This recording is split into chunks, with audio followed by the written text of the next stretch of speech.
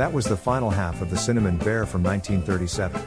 The radio show proved to be so popular that the Metropolitan Washington Old Time Radio Club says it has been broadcast by a station somewhere in the world every year during the holidays, even today.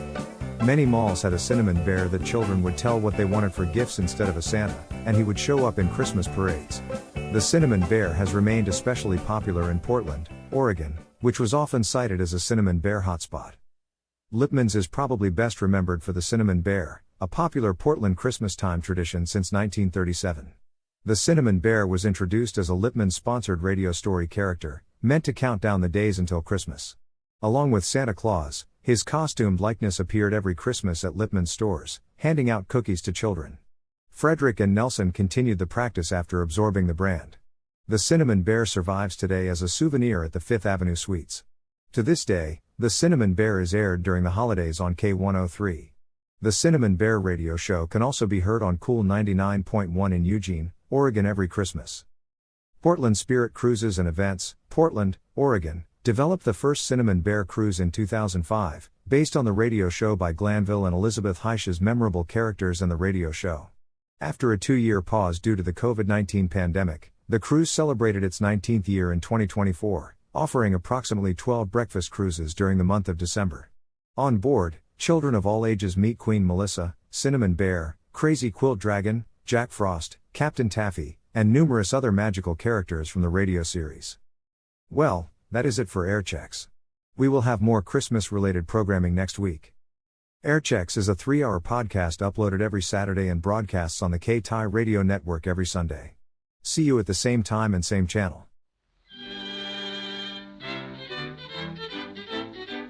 And here's the Cinnamon Bear.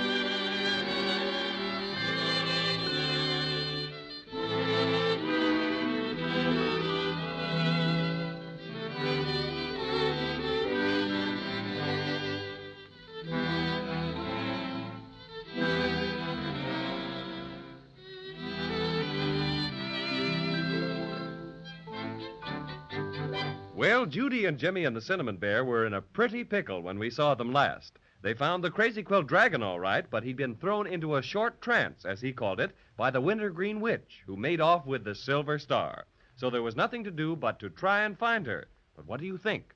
Nobody knew how to get out of the magic forest and back into the witch's house. Then Jimmy remembered the little whistle which Fifo, the gentle giant, had given him, with instructions to blow it 3 times if help was needed. But Jimmy couldn't blow it loud enough, so Crazy Quilt volunteered for the job and took such a deep breath that he swallowed it. And as Jimmy says, "This is the limit. What'd you have to go and swallow the whistle for?" Couldn't help it. Slip. Oh, dear. Now we'll just have to walk, and maybe we'll never be able to get out of this old forest. What's the matter, Crazy Quilt? He's got the hiccups. And every time he hiccups, it blows the whistle. Quick, Crazy Quilt, do it again. That's swell. You blew it 3 times. Good. Maybe Fifo will come to our rescue. Bless my stuffing, I can hear him now. That's enough, Crazy Quilt. Fifo heard you. Can't stop. It just keeps... Here I am, my little friends.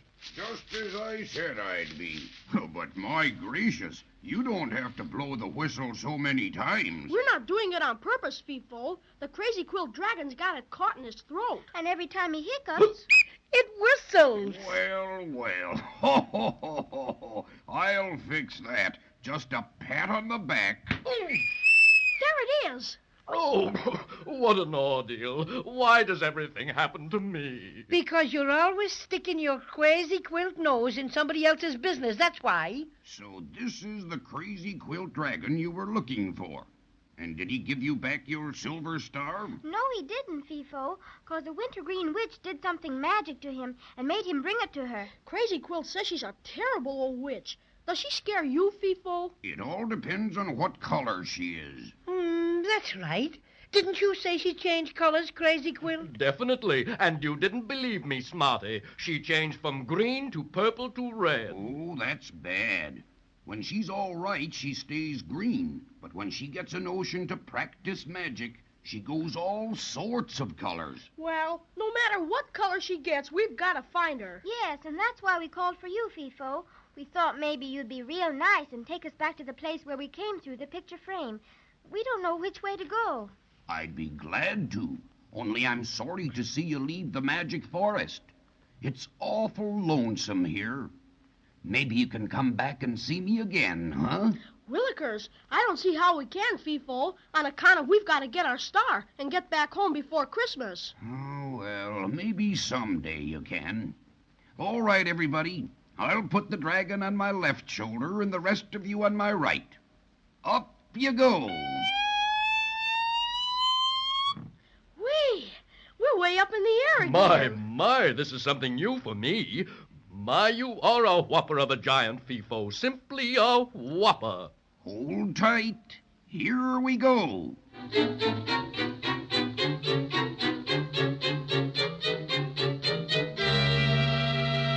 we are, folks.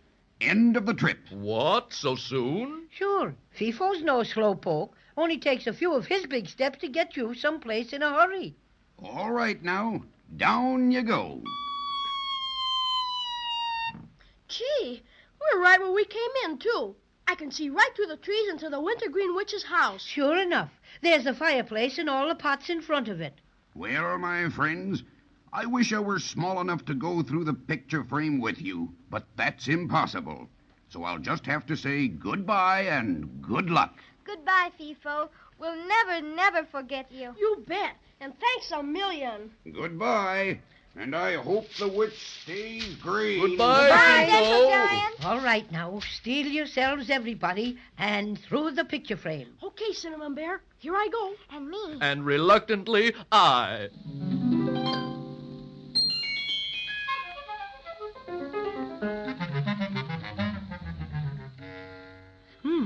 The room is empty. Not a soul here. Splendid, splendid. Oh, The Green Witch. Oh. Right, my pretty dears, right. Thought I wasn't here, eh? Hold my hand, Jimmy. Excuse me, but I just remembered I left the water running in the bathtub. I'll see you later. Me too. Come on, children. Out the door. It closed itself. Hurry, back through the picture frame. Oh, it's nothing but a flat painted picture now. Oh, trapped, doomed. This is the end. Jiminy crickets. Look at the witch. She's changing colors. Green and blue and purple and red. Sit down, my dainties. Sit down and make yourselves comfortable, because you'll be here a long time. A long, long time. What are you going to do, Mrs. Witch? You'll find out. And don't call me Mrs. Witch. Please, Mrs. Wintergreen, give us our silver star and let us go. Yes, please give it back. We've come an awful long ways to get it. And after all, madam, what does a wonderful sorceress with your great power want with a paltry Christmas tree ornament? I want it for my magic forest. That's something I've never had before. I'm I'm going to hang it in the sky over the Black Lake. Well, if we can't have the star, would you mind if we just sort of moseyed along? No, you don't. I have other plans, my pretties, other plans. Well, I bet you can't do anything to Judy and me, 'cause we belong to the USA. And I bet you can't magic any American citizens, so there. Besides, we don't believe in witches anyhow. They're just to scare people on Halloween. So you don't believe the Wintergreen Witch can magic things, eh? I shall demonstrate. First, I open the door. Now, see how beautiful and clear it is outside? Indeed, and how I'd like to be outside. Now I'll close the door. And mumbo jumbo, hubba dubba, ooh. Now I open the door again. Gee willikers, look! It's raining cats and dogs. There. You've heard of it raining cats and dogs, haven't you? Yes, Mrs. Wintergreen. Now you've not only heard, but seen it. Do you still think the Wintergreen Witch can magic things? Oh, no. You're truly wonderful. But won't you please let us go? Yes, pretty please. We haven't done anything to you. No, but I'm going to do something to you. Oh. There are several things I need around the house or in the magic forest, and you pretties have come just at the right moment. First, I think I'll change you twins into white mice. Oh, please don't. Not mice. I don't like them at all. And this crazy quilt dragon will look beautiful after I've changed him into a pincushion. Oh, agony. And as for this funny little bear, he'll make a lovely doormat with welcome on his tummy. Oh, me poor stuffings. Now be quiet while I prepare my magic. Jimmy, if we only had something to make her forget about us and the Silver Star. Have you got anything she might like? Gee, I don't think she'd like my knife, and my swell wristwatch is home in my bureau drawer. I've got it. Maybe she'd like my little looking glass. Mrs. Wintergreen, Yes, my pretty dear? I have something much nicer than the Silver Star for you, and it's ever so much shinier. Look. Ah! Take it away! Take it away! Don't you know witches can't stand to see their own faces? Take it away! What a break. Keep on showing it to her, Judy. No. Take it away. I'll do anything you ask, anything. All right. First, you've got to let us go. And promise not to do anything to us after we leave. Oh, yes. But take that dreadful looking glass with you. And you've got to give us back our silver star. Oh, even that. Here. Oh, Jimmy, at last we've got it back. Open the door, witch, and make it snappy. And foo for you, Mrs. Wintergreen. Come along, children. Isn't it swell, Judy? We've got the star and everything. Isn't it beautiful? Yeah, but we can't stop to admire it now. We got to rush right down to the shore and get back across the root beer ocean. Come on, hurry, everybody. Do you think you can swim us all the way back, Crazy Quilt? Absolutely. I'm plenty full of corks to manage it. Climb aboard. I think I'd better carry the star. But suppose a wave washes it away, or another whale swallows it. Pardon the suggestion, but I've an ideal place for it. My hind pocket, the one under that big orange patch. It's waterproof and has a zipper. Okay, Crazy Quilt, unzip. With pleasure. And in it goes. Zip again. And safe and sound. And hold on, my friends, for it's cheerio and into the root beer ocean.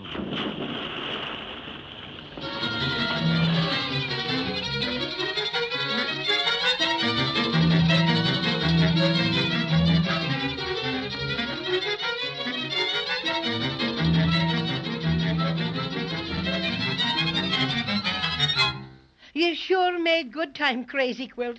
Here we are back on the Maybeland mainland. I can hardly believe it. We're ever so grateful, Crazy Oh, Quilt. not at all. But now that we're all hunky-dory, I must ask you to excuse me while I sit down and rest a bit from my strenuous swim. Sure, you've got it coming to you all right. Uh-huh.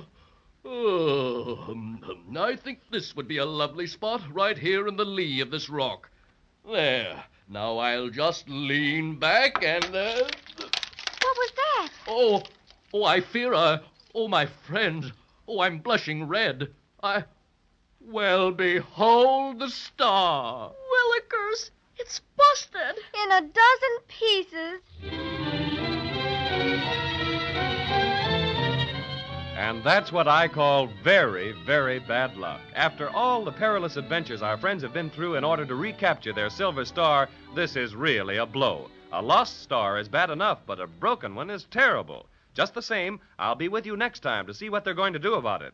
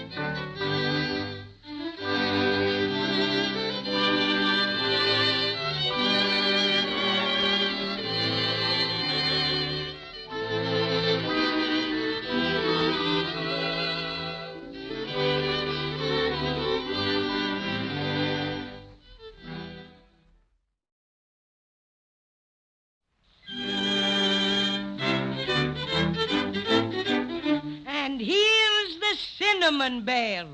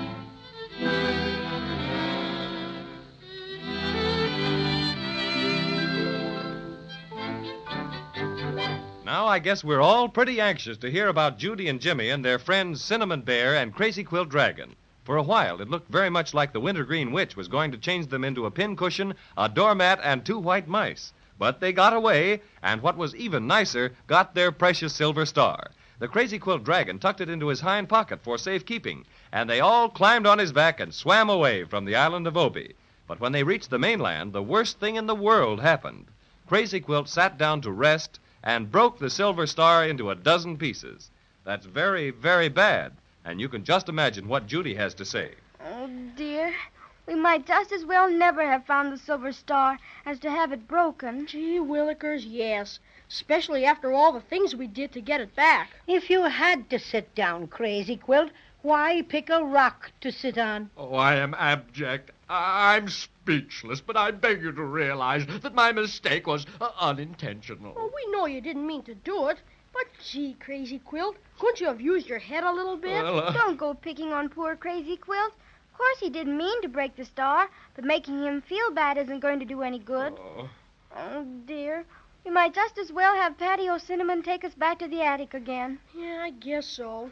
Goodbye, Crazy Quilt. Thanks anyway for saving us from the Inkaboos and carrying us across the root beer ocean. Yes, thanks for that, Crazy Quilt. You're a good dragon at heart. How are we going to get back to the attic, Cinnamon Bear? The airplane is still at the bottom of Looking Glass Valley. Maybe when Crazy Quilt is rested a little, he'll carry us a piece. Oh, gladly. Anything to help atone for my frightful carelessness. Anything to... Wait! What is it, Crazy Quilt? Have you got a pain? A pain? No, I've a plan. That's generally the same thing with you. There's something that might be done yet. Sure, and you've done everything that can be done, Crazy Quilt. You and your nonsense. Just a minute, my feisty friend in the fur pajamas. Let me say my say. Very well. What's on your alleged mind? Why don't we go and see Melissa? Splendid! Now, why didn't I think of that? Who's Melissa? Haven't you heard of her? Why, she's our queen, the ruler of Mabyland. What could she do? What can't she do, you mean? She's wonderful, so kind and generous. Everybody loves her. That's swell. But what could she do about the Silver Star? Anything, everything. She has wonderful powers. Nothing is impossible to her. Why, do you know once upon a time I had the great misfortune to fall into a lemonade wishing well, and all my beautiful colors ran together. I'd sure like to have seen you then. I shall overlook your remark. Oh, I was a mess. I thought surely I'd never be able to hold up my head in society. But I went to Melissa, and she restored me to my natural beauty and splendor. She certainly has a marvelous reputation, all right.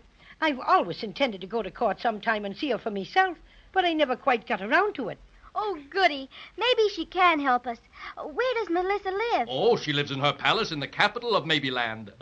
That's capital M. A bit southish of the Lollipop Mountains, right in the middle of Marshmallow Meadows. Maybe she'll know some way to have the star all put together again. I'm sure she will. Will you take us there, Crazy Quilt? Certainly. I'm quite as good on land as on water. Everybody help me pick up the pieces of the star.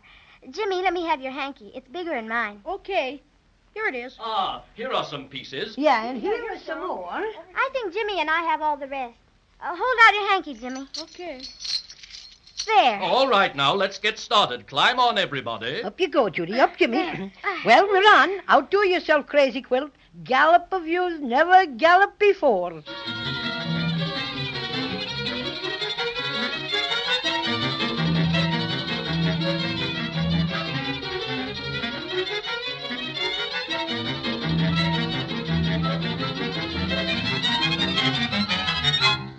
This is the anteroom to the Queen's audience chamber. We'll have to wait here until time for us to see the Grand Wunke. My goodness. How many more do we have to see before we get to see Melissa? Yes, I never saw so many, whatchamacallums? Secretaries. Yes, things like that. Oh, but you must remember, this is a royal court. You have to expect such things. After all, Melissa is the Queen, and she's much too busy to bother with people unless they have really important business with her. Who'd you say we had to see now? The Grand Wunke. He's sort of head of all the ceremonies and presents everybody to Melissa. I wish he'd hurry. My stuffing's getting very tired. Oh, I don't mind waiting so much. It's so beautiful.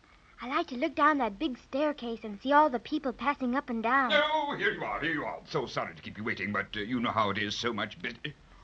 Dear, dear, dear, dear, dear. Oh, you're not in court costume. What's that? It's what you wear when you come to see Melissa. Well, never mind. It can't be helped now. I'll ask her to overlook the attire, inasmuch as you are unacquainted with court etiquette. What does he mean? He means that he's going to ask Melissa to skip it. Oh, dear, dear, dear, dear, dear, dear, dear. Now let's see how will we arrange this. You're the Crazy Quilt Dragon, are you not? I'm sure I've seen you before. I'm very good at remembering places. I mean faces. That's my job. Now, where were we? Yeah. Awfully nice of you to drop in and all that. Must come again sometime. I'm Judy. I'm Jimmy. And I'm the Cinnamon Bear. That's us, and we're very anxious to see Melissa. Is there anything special we have to do? Oh, dear, dear, dear, dear, dear, dear, dear, dear, yes. The bow, you know, the bow. So. I feel awfully silly doing that. You don't have to. Just be polite, and that's all that's necessary. And of course, I must announce you. Now let's see. What formation would look best? Let me see. The little girl first. Yes. Then I think the boy slightly behind her with the bear. Then the Crazy Quilt Dragon bringing up the rear guard. Bringing up what? Does he have to carry something? No. He's to stand behind you. Well, why didn't you say that in the first place? I dislike hurrying you, Grand Wunky, but our time is short and our business very important. Now, you just sort of forget a few formalities and announce us to Her Majesty like a good Wunky. I think everything is in order. Do you mind if I adjust your green bow, little bear? I'd thank you to keep your hands off me bow, and my name is Patty O'Cinnamon, if you please. Yes, of course. Now, I think we may enter now. It's about time. Ouvrez la porte! What's that mean, that ouvre, well, what you just said? Well, that's French for open the door. Well, why didn't you just say open the door instead of that French stuff? Because this happens to be a French door and won't open unless you speak French. So there. Ouvrez la porte! My, those hinges need oiling dreadfully. Must make a note about that. See about oil for hinges. Now, are we all hunky-bunky? Yes, Wunky. Dudley, the fanfare.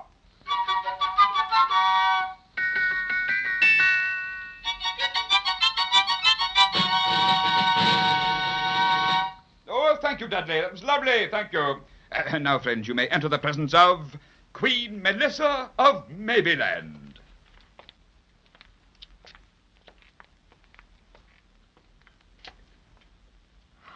Ooh. Oh, my goodness.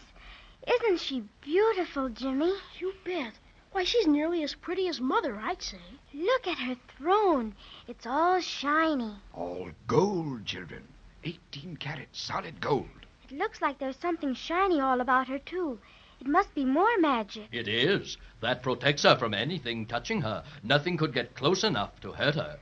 I sure never saw anything like this before. Will you please come closer? Her Majesty desires you to approach. Be sure you don't go too close, however. Your Majesty, may I present Miss Judy? How do you do? Fine, thanks, but we... Mr. Jimmy. I'm so happy to see you. And we're glad to see you. And this is... The Crazy Quilt Dragon, of course. How are you? Oh, very well, Your Majesty. Thank you. And last but not least... Well, who is this fuzzy little person with the green ribbon round his neck? Who are you, little friend? I'm the cinnamon bear with the shoe-button eyes, and I'm helping these children recover a prize. It's a silvery star that was fashioned, you see, for the very tip-top of a big Christmas tree.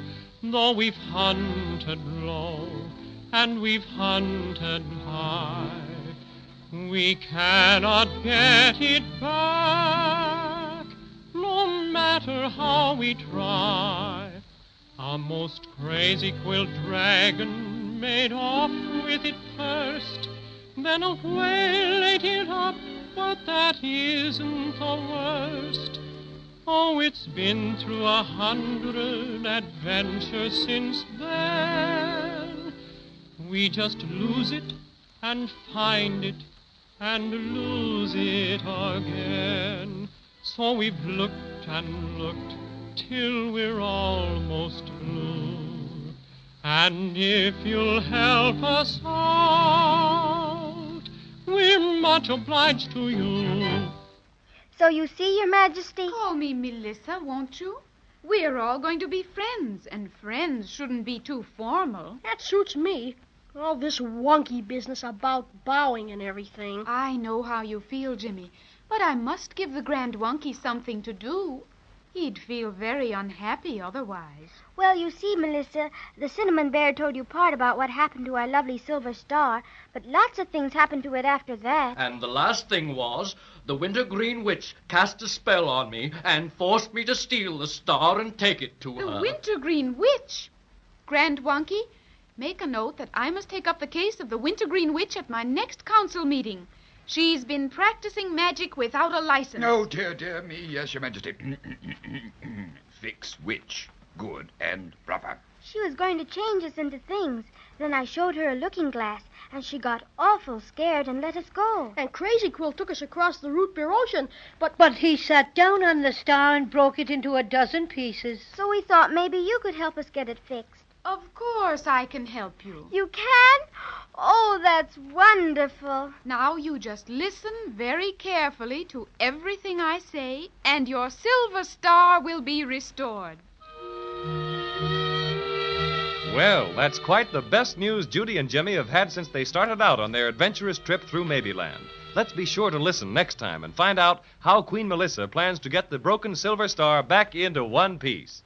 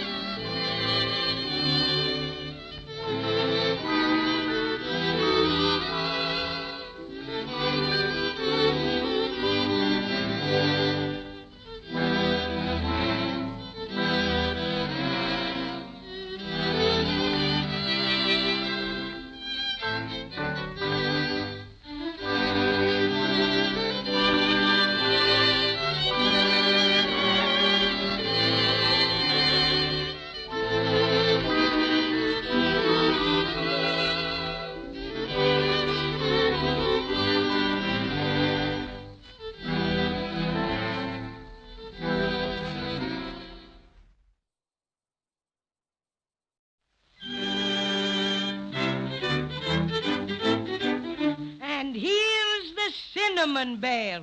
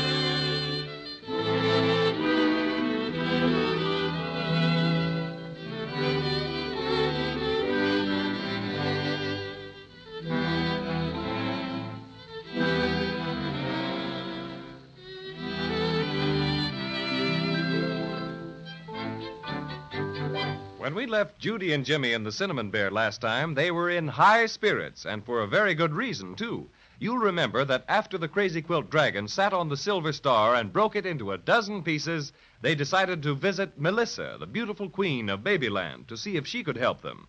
And sure enough, after the Grand Wunky presented them to Queen Melissa, she told them the Silver Star could be restored to one piece if they'd listen carefully to everything she said. And I, for one, am going to listen very carefully because this is most interesting. You mean you can fix it so our silver star will be all together again and won't be broken like it is now? That's exactly what I mean, Judy. Jiminy crickets. And will we be able to put it on our Christmas tree just like we used to? On the very tip-top, Jimmy, and no one will ever know it was the very least bit broken. Oh, that'll be wonderful. Now, I will have to write a few simple instructions for you to follow. Grand Wunky, will you please get me my magic ink? Yes, Your Majesty. We're awfully grateful, Melissa. We were just about to give up and go home. You bet. And after all the things we did to get the star, too. Here's the magic ink, Your Majesty. Thank you, Grand Wunky. And now I will write down the instructions for you to follow. There. Now, I've put the instructions inside this envelope, Jimmy, and you must follow them exactly. Oh, goody. Let's see what we have to do. Oh, I'm sorry, Judy, but you mustn't open it here. Oh, why? Because that would keep the magic from working. You see, restoring the Silver Star is going to take a special kind of magic. If it had been made in Maybeland, it would be simple, but unfortunately it was made in the world. And that's another matter. It will need quite a little extra work. Will it be hard to do? No, not hard, but you must do exactly as they say. And unfortunately, you can only read these instructions in total darkness. But, Your Majesty, where can we find this absolute darkness? Ah, that is a part of the magic that you must do for yourselves. But don't worry, friends. I know it will work out all right. Gee, Melissa, I don't know how we'll ever be able to thank you. It'll just make Christmas perfect, Melissa. Allow me to express my deepest thanks, Melissa, for past favors and present courtesy. I bow. I'm not fancy, Melissa, but I'm much obliged to you. And you are all quite welcome, dear friends. I hope you will visit me again after the Silver Star has been restored to its original beauty. We'd sure like to, all right, Melissa. Then do so. And now, Grand Wunky, would you please set our friends on their way? I would be happy to entertain you in my palace for a while, but I know you're anxious to see your star mended and safe. Yes, ma'am. Thanks so much, but we do have to hurry, kinda. Yes, we've got to get it back before Christmas. Well, goodbye then, and good luck. Goodbye, Your Majesty. Will you please follow me, single file, if you please, in the order in which you came in? By the way, Wunky old thing, could you drop us some slight hint as to where we might find this absolute darkness of which Melissa spoke? Well, I couldn't hint. It's ever so rude, but my duties as Grand Wunky to Melissa's court keep me quite confined. I don't know a great deal about the country of Maybeland at all, I'm sorry to say. Oh, dear. But I have heard. Now, mark you, this is only a rumor. I cannot verify it in any way. I have heard that the Wishing Woods are very dark. Extremely dark, in fact. Do you happen to know the way to the Wishing Woods? Oh, yes, I do. I'm happy to say. I got a good many travel folders on it before I went on my vacation. But Mrs. Wunky decided she'd rather go to the root beer seashore. And such a lovely time we had, too. Took a small cottage. Yes. Dear, now, where was I? You were going to tell us how to get to the Wishing Woods. Oh, yeah, so I was. Well, it won't take you very long, not at all. They're directly north of the Marshmallow Meadows as the crow doesn't fly. Thanks, Wunky. Much obliged for the assistance. No, don't ever mention it. Just pop along down the marble staircase and straight ahead and... Dear. Almost forgot something. Here, this box is for you to take along with you. What's in it, Wunky? Some more magic? Oh, you'll find out when the time comes. And, here's the door.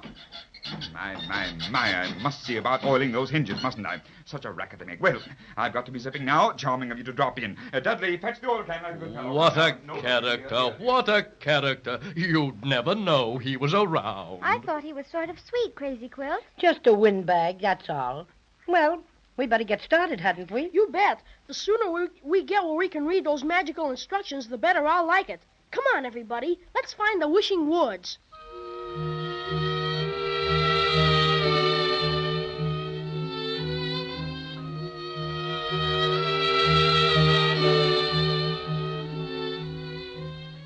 I wonder if this is the Wishing Woods. Oh, I'm sure it is. There's a sign over there that says Wishing Wood. Oh, I'm so glad.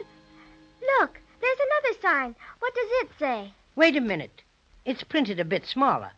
Oh, S.S. Crocodile-esque. What does that esque mean? I expect it means to esque S.S. Crocodile. Oh, I guess he spells like me. Have you still got the broken pieces of the Silver Star in your hanky, Jimmy? Yep, safe and sound. Well, you have Melissa's instructions, too, so I think I better carry your hanky for you. All right. Here it is. And now, shall we follow this little path? Seems to be as good as any. Maybe this crocodile person can give us some idea as to where it is totally dark in the Wishing Woods. He might at that. Cinnamon Bear, did you look in that box that the Grand Wunky gave you when we left the palace? No, why? I was just awful curious, that's all. Well, there's no special orders about opening this, so here goes.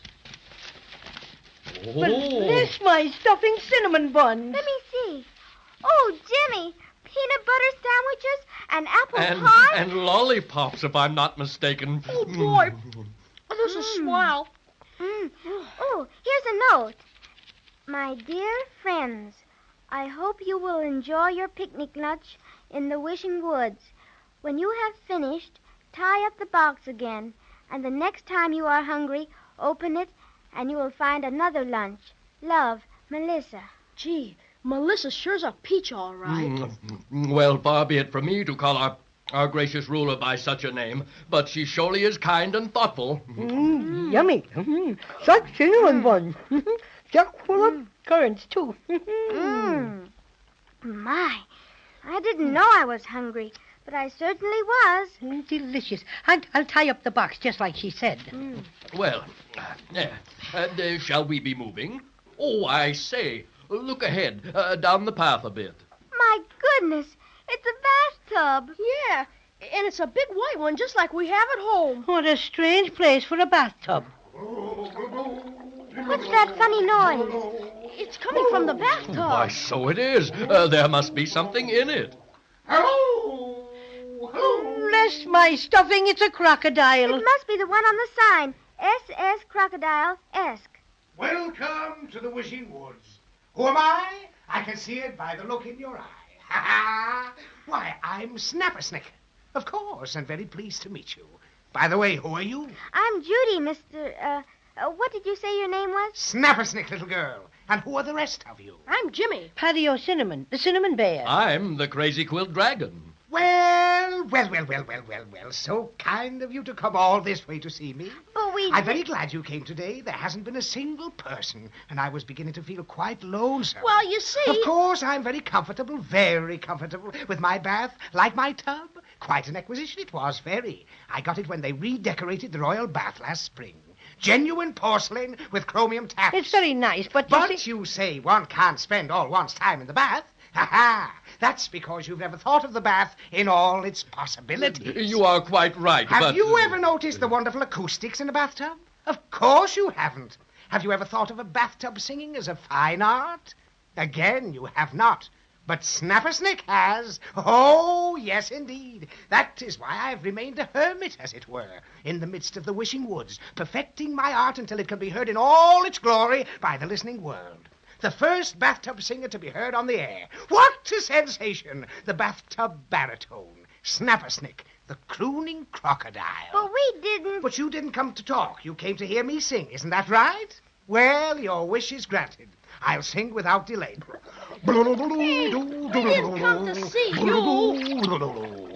Oh, you didn't? Why didn't you say so? Sure, and you didn't give us a chance. These young people are on a very important mission. Oh, indeed. And where did you come from? Just now we came from the Queen of Maybeland. Oh, dear, dear Melissa. And how is she? Always so kind to me, Melissa is so kind. Lovely girl, don't you think? She's awful nice, all right. She's going to help us fix our silver star. What silver star? Ours. It belongs on top of our Christmas tree. First it got lost. Lost? Oh, and don't I know how you must feel. Don't I, though? Last spring, I lost my voice. Congratulations. What do you mean, congratulations? For days I was petrified. And then my beautiful voice came back, twice as lovely as ever before. However, it's too bad you weren't here to notice the improvement. I'll demonstrate by singing my favorite number. That's why crocodiles were born. In the key of Q. But we haven't time to listen. Besides, the star isn't lost anymore. We found it, and it got broken into a dozen pieces. And Melissa gave us some wonderful instructions so we can get it all back together again. But they aren't to be read except in total darkness. Oh, most intriguing. May I take a squint? Of course. They're right here in this envelope. My, would you mind holding it a little closer? Broke my bifocals last week. Can't see worth anything. There. You sure ought to be able to see now, Mr. Crocodile. Ah, much better. Much better. Ha ha. Hey, don't do that. Well, I never. Our magic instructions. He swallowed them.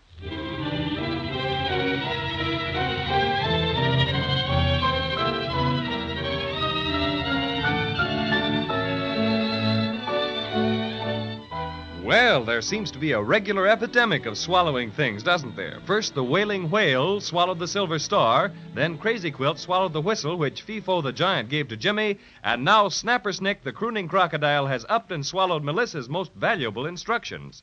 Looks mighty bad, all right, but let's be on hand next time and see what happens.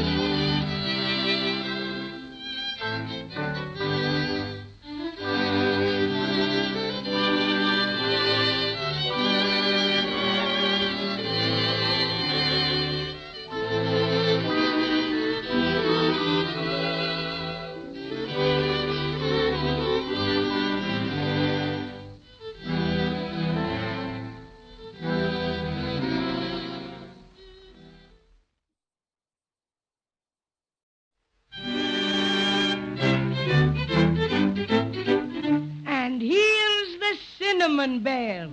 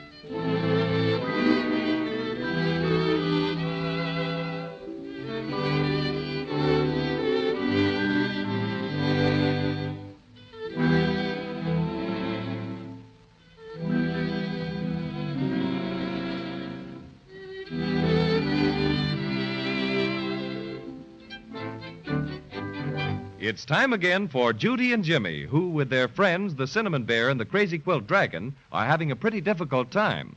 After Queen Melissa of Mabyland gave them an envelope containing instructions for having their broken silver star put back together again, they set out for the Wishing Woods because the instructions were written in magic ink and could only be read in total darkness.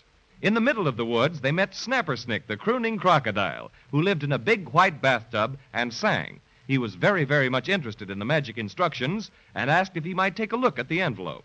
Jimmy obligingly held it up for Snappersnick to see, and clack, clack went the crocodile's jaws, and the instructions were gone. A pretty kettle of kipper snacks this is, a pretty kettle. Yeah. What do you mean by chewing up Melissa's important instructions, Snappersnick? They were ever so valuable. And now we'll never know what they said, and we'll never be able to find out how our broken star can be mended. My friends, don't carry on like this. A fine thing. I do believe you're the crudest crocodile I ever laid eyes on. And just wait till I lay me cinnamon paws on him. I'll teach him a thing or two. Splendid. Maybe you could teach me how to sing a low H flat, huh? I've never quite been able to swing it. Well, if you didn't have such a big nose, I'd twist it. That's what I do. Oh, dear. Do you suppose if we went back to Melissa, she'd give us some more instructions, Cinnamon Bear? I'm afraid not, Judy. She'd probably think us very careless and unworthy. Oh, come, my friends. Why so bleak? Don't be like that. Didn't you say you wanted to read the instructions? Of course we did, you bad, bad crocodile. But how can we read 'em when you've got 'em inside you? Didn't Melissa say those magic instructions could only be read in total darkness? Sure, that's what she said, you big blunt-nosed bully. But even if we did find some darkness like that, we wouldn't have anything to read in it now. Aha! Did you ever stop to think that there's nothing more totally dark than the inside of a crocodile? Goodness gracious me. That's certainly total darkness, all right. But you're not suggesting, my good fellow, that one of us climb in and read them, are you? You bet he is. It's just a trick, Crazy Quilt. A low, deceiving, crocodilish trick. All the dash, my fuzzy friend. I'm simply trying to be of assistance. That's why I grabbed Melissa's instructions and downed them. But that doesn't help us any. Even if they are in a total darkness now, we can't read 'em. No, but I can. Don't be funny, my bathtub baritone. How can you read them when they're snug in your tummy? Ha-ha! Just a bit of Snappersnick service. But perhaps a little explanation is in line, huh? A little light on the subject? You're daffy, just plain daffy. Not at all. You see, I can't read a thing with my eyes. Not a word. Mother forgot to send me to school when I was a lad. Consequently, when I want to know something that's in print, the only thing I can do is swallow it, wait till it's digested, and then I know what it says. You mean you just eat anything that's written, and you know what it is without looking at it? Exactly. And a voracious reader I was in my day, too. Used to digest 3 or 4 mystery stories a day. Got 'em from a circulating library. But finally they took my card away because I never returned the books. Oh, my goodness. You seem to have too literary an appetite, I suppose. Well, I couldn't return them, you see. Most annoying, too. Why, I haven't read any good books in ages. Have to content myself with old newspapers and magazines. Then you can read Melissa's instructions. Absolutely. Read anything I eat. In some ways, an advantage. I eat all my singing lessons, and the music, too. Incidentally, I have quite a repertoire of songs on tap. How would you like to hear me sing On the Road to Maybeland? If you don't mind, we'd much rather hear you read those instructions. Yes, please do, Mr. Snappersnick. How long does it take you to digest something so you could read it?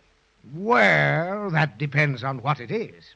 Took me all last summer to digest half of Anthony Crocodile. Then I gave it up. Little too much of a meal. But these instructions are nothing. Should be digested by now. Hurry up and read 'em, Snappersnick. We've got to get going. Very well. Must close my eyes first so I can concentrate. There. Mm-hmm. Ah. My. Tell us quick. What do they say? Most interesting. Quote, Then Christopher Crocodile stared deep into Cynthia Crocodile's blue eyes and then... Oh, pardon me. Got mixed up with the short story I ate out of Crocodile Confessions this morning. Oh, quit fiddling around and read the instructions, will you? Right away.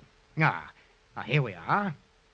Quote, The wishing well is where to go to find out what you want to know. Unquote. Gee, that doesn't say how we can get the Silver Star put back together again. It just tells us to go someplace. Are you sure you read them right, Mr. Snappersnick? Positive. Right there in black and black. If you'll remember, Judy, Melissa said it would take a little extra magic to fix the star. This just means we'll have to go to the wishing well for further instructions. That's it. Do you know how to get to the wishing well, Snappersnick? Not exactly.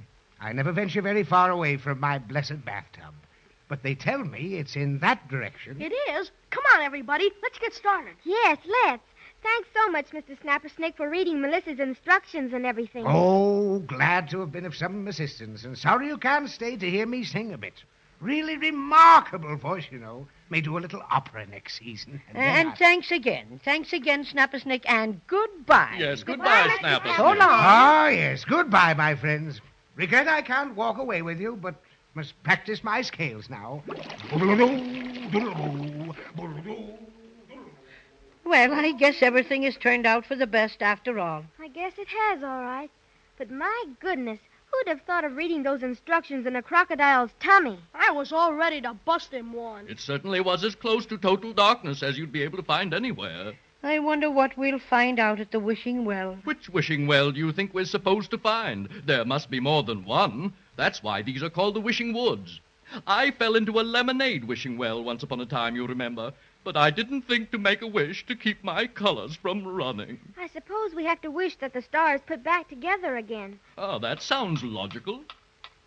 Gee, what's that? Sounds just like a clock. But what would a clock be doing here? I'm sure I don't know, but we find many strange things in the Wishing Woods, you know. It sounds like it came from over there. Let's go round this tree and see where it comes from.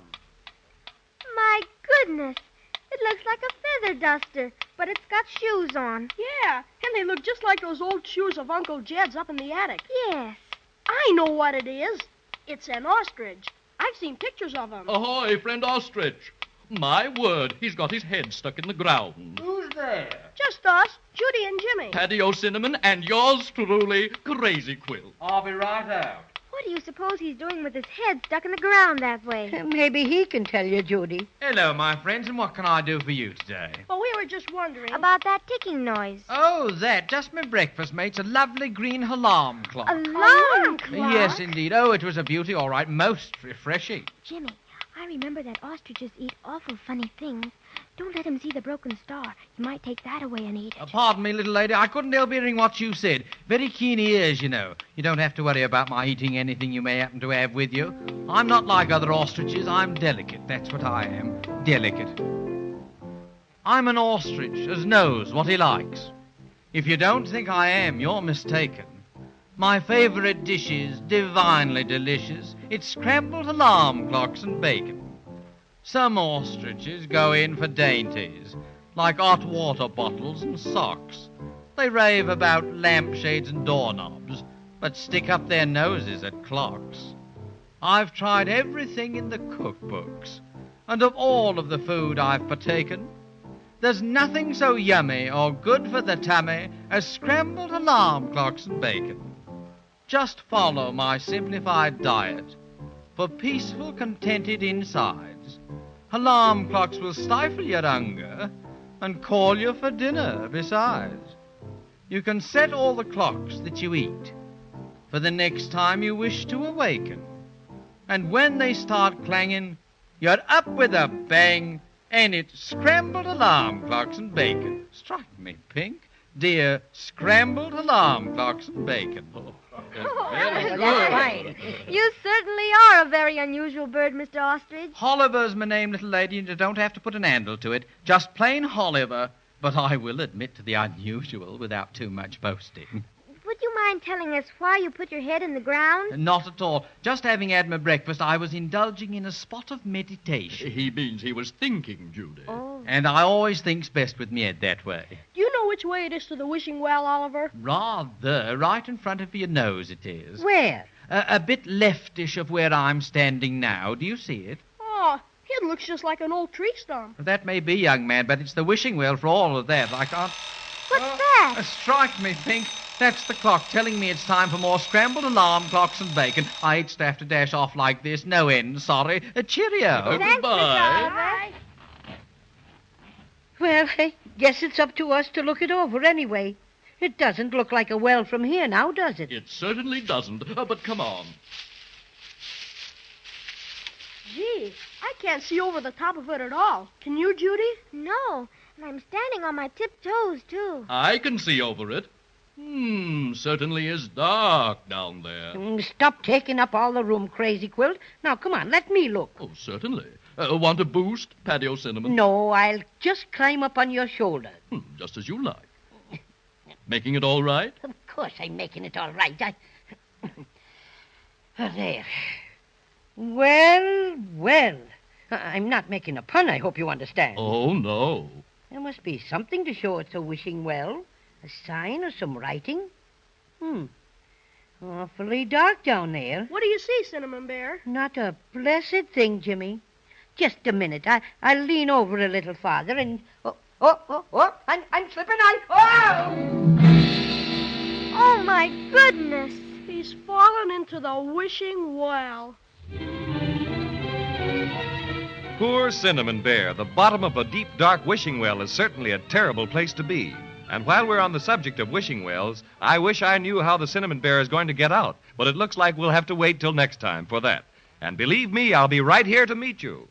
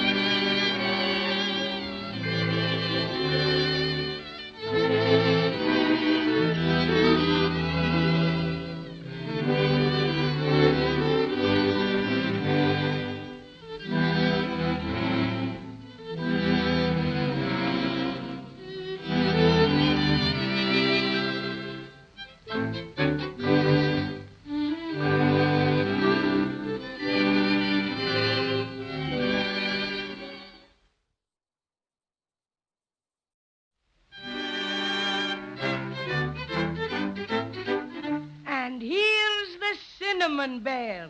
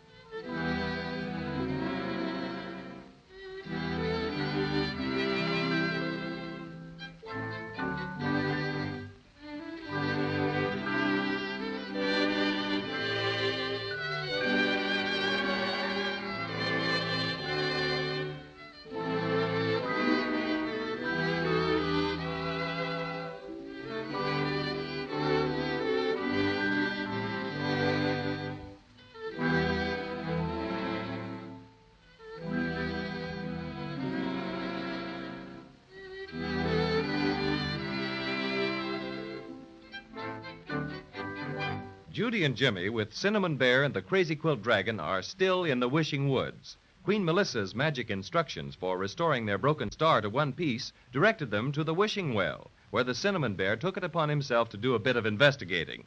However, he carried his investigation too far. As a matter of fact, he carried it clear to the bottom of the well. He leaned over too far and tumbled head over paws down, down, down to the very bottom of the Wishing Well. Oh, poor Cinnamon Bear. Gee willikers, how'll we ever get him out? It's deeper than anything. Hello down there, Patio Cinnamon. Yoo-hoo! Patty, can you hear us? Hello? I can hear you. Are you all right? Yes, but I'd surely like to get out of this awful place. Is there any water down there? No, but it's freezing cold. Brr. I don't like it one little bit. Thank goodness my extra special stuffing kept me from getting hurt. Hang on down there, Cinnamon Bear, and don't be frightened. We'll get you out in no time. But however will we do it, Crazy Quilt? Let me see now.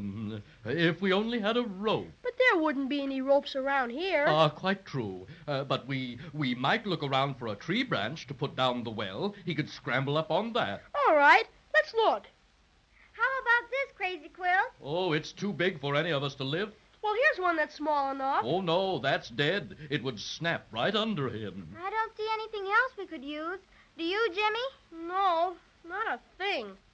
Say, I've got an idea. What? This is a wishing well, isn't it? Of course it is. You know that. Well, why don't we just wish him out? Splendid. My, you're the smart one, Jimmy. Now, why didn't I think of that? Look, there's a sign over here on this side of the well. I can't read it because it's kind of dark like. Can you read it, Crazy Quilt? Just a minute. Sure enough. Why, it's some instructions for using the wishing well. Jiminy Crickets, hurry up and read them. Let's see. Wishing well wishes you well. Wish your wish and wait the spell. Oh, hooray! Now we can save poor Cinnamon Bear. Oh, wait. Here's a P.S. Be you 1 or 28. A single wish is all you rate. Oh, gracious me, this is dreadful. Why, Crazy Quilt? Well, Melissa's instructions said the wishing well is where to go to find out what you want to know. And we wanted to know how to get the broken silver star back together again, didn't we? Sure we did. I'm positive Melissa meant for us to use the wish for that purpose. And the sign says we can only have one wish. So if we use it to pull Cinnamon Bear out of the well, we won't be able to get the star fixed. That's what it amounts to, Jimmy. Well, I don't care. We've just got to get dear Patty O'Cinnamon out of that black old well. Of course, I'll feel awful about not getting our beautiful silver star mended. But Cinnamon Bear's our friend, and we can't leave him there. So we'll just hurry up and wish him out. That's your privilege, Judy, but it seems to me that his carelessness doesn't deserve such loyalty. And remember, Christmas is getting closer and closer and closer. So if you expect... Oh, dear. I don't know what to say. But poor Patty, I've just got to help him. Wishing well, I wish the Cinnamon Bear to be up here with us, right this very minute. Oh, wow. Am I glad to be out of that. Excuse me just a moment while I shake out my extra special stuffing a bit. We're so glad to see you again, Cinnamon Bear. You bet. For a while, you had us pretty worried. I hope you're satisfied, Patty O'Cinnamon, now that you've ruined the children's chances for getting their silver star fixed. What do you mean? Say that again, you miserable excuse for a bed quilt. Gladly, you cheap imitation fur coat. Oh, what's that? Hold your tongue there, or I'll growl my most ferocious growl at you. Ferocious growl, indeed. You do better to hang your stuffed head in shame. Judy and Jimmy have used up the only wish they can have just to fish you out of the well. Is this true? Well, just sort of. It doesn't matter, Cinnamon Bear. You couldn't help it. Oh, Judy. Jimmy, I'm so terribly sorry. I don't know what to say. Now everything's going to be all right. And we'll get the silver star all fixed when we go back to Melissa and explain how we used up our wish. Sure we will. Melissa's awful nice. She'll help us out again. And speaking of helping us out, what do you say we help us out of the wishing woods? That's the first sensible thing you've said in 5 minutes, Crazy Quilt. Oh, look. There's a sort of a path over there. It's not a very good one, but at least we can try it.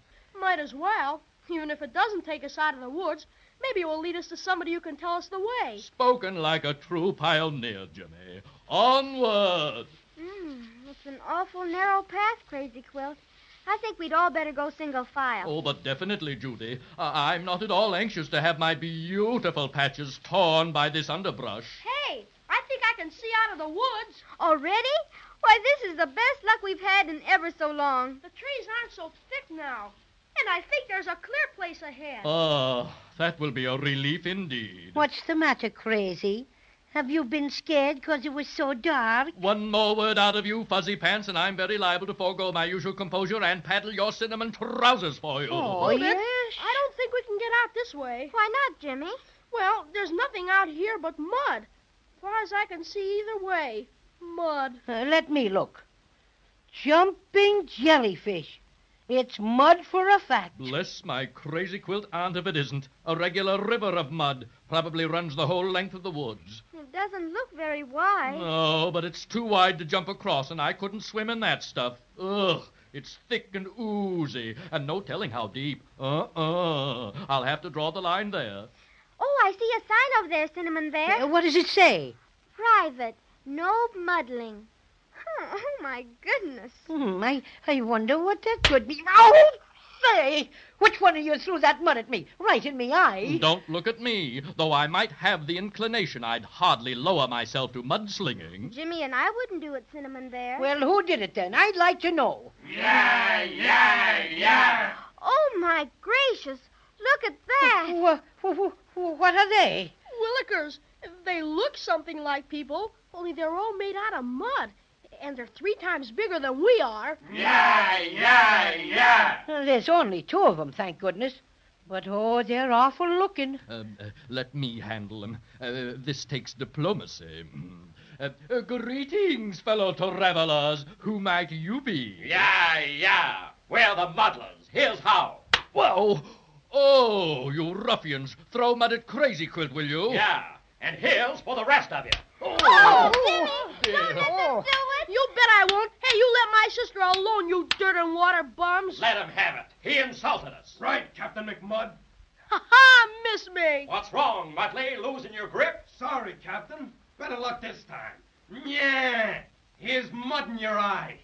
Missed again. Oh, Jimmy, I'm afraid. They're so big and ugly. Wait a bit, dirty face. What prompts all this vicious mudslinging? I've never been so Oh, my beautiful color. We need target practice, don't we, Captain McMud? We'll teach you to come around our sacred mud baths. Oh, got me again. Just wait till I get my paws on you. How you doing, Muttley? Fair to muddling, Captain. Got that fuzzy beast square on the schnozola. He certainly did. I'm a cinnamon mess.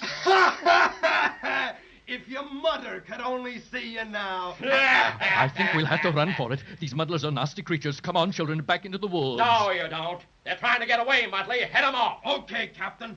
Shall I yell for the rest of the mud guards? No, we can handle them. Maybe they'd let us go if we gave them something. We haven't got anything to give them. How about your little looking glass, Judy? Yes, I'll try that. Would you muddlers let us alone if I gave you this pretty-looking glass? No, we don't want you to give us nothing. But here's something for you. Oh, dear, got me again. Yeah. Poor Crazy Quilt. You're keeping those awful muddlers from hitting us. Oh, that's all right. That's all right. Glad to help. Well, Paddy O'Cinnamon, what are you doing for the cause? Hiding behind me? Not a bit of it. I'm thinking I am. Strategist, that's me. Indeed. And what... Ouch. And what piece of strategy have you cooked up? Well, it's coming. I'll tell you when I got it straight. Well, if it's going to do us any good, you'd better get it soon. Ouch! I got it. So I noticed, right on the nose. Oh, no, not that. I mean the idea. Judy, try the magic lunchbox. See if they'll let us go if you give it to them. I'll try, Patty. Please, Mr. Muddlers. Look what I've got for you. Yeah? Well, what is it? It's a specially magical box with all sorts of goodies in it. Cookies and Ready. sandwiches and... Sandwiches? Oh, hey, get out. What's the matter? Wouldn't you like that? No. We never eat anything but mud pies. Oh, dear. Whatever can we do now? Come on, Muttley. I'm fed up throwing mud. Let's give 'em the wipes. You mean push them in the mud river? Yeah, shove 'em in. Let 'em soak a while. Then we'll come back and make mud statues out of 'em. No, don't. Jimmy, they're coming after us. I can't. They've got us. Oh, we're in for it now. Yeah. You mean you're in it now.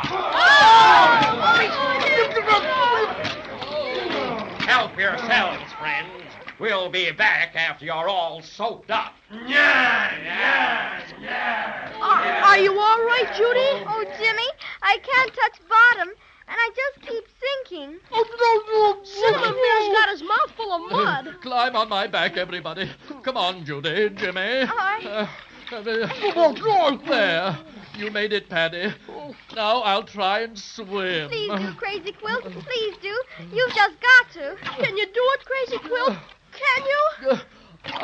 I can't make it. Jimmy! Jimmy! Oh. We're sinking! Oh, dear. Oh,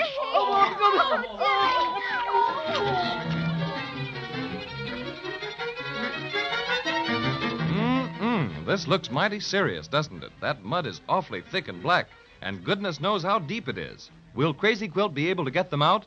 Well, let's just hope they can keep their heads up until next time so we can find out what happens.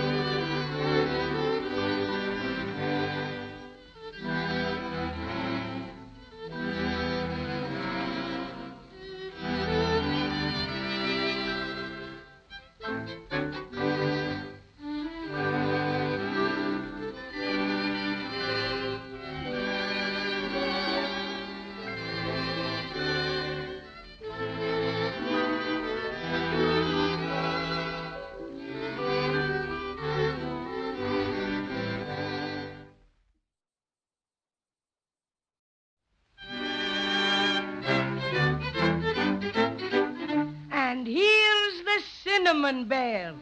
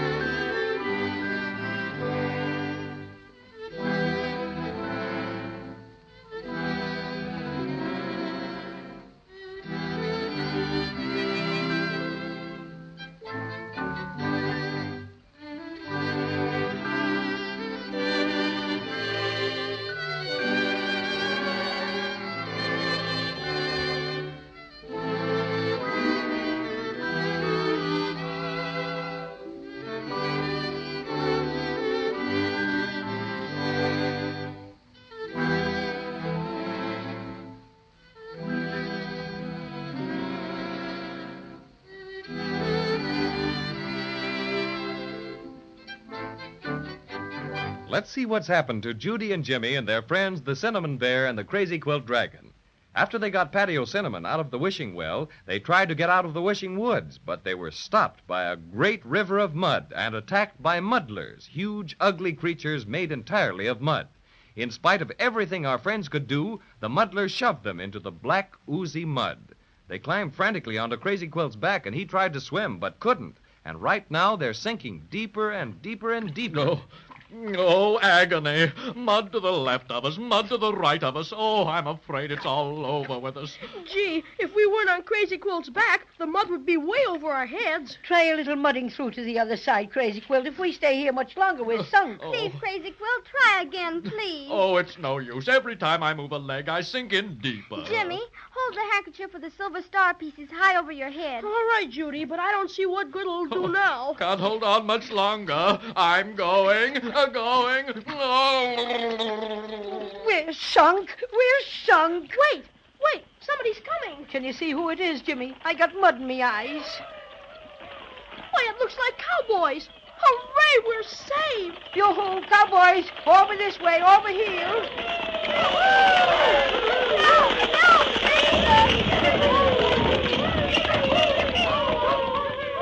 Take it easy, strangers. We're a-coming. All right, boys, throw 'em some ropes. I'll take the children. You lasso the bear, Lefty.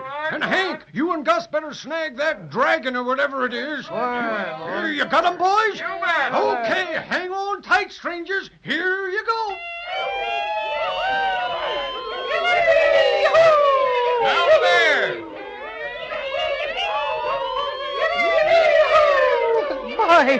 Oh, boy, am I glad to be out of that mess. How's that dragon critter coming along? Right now.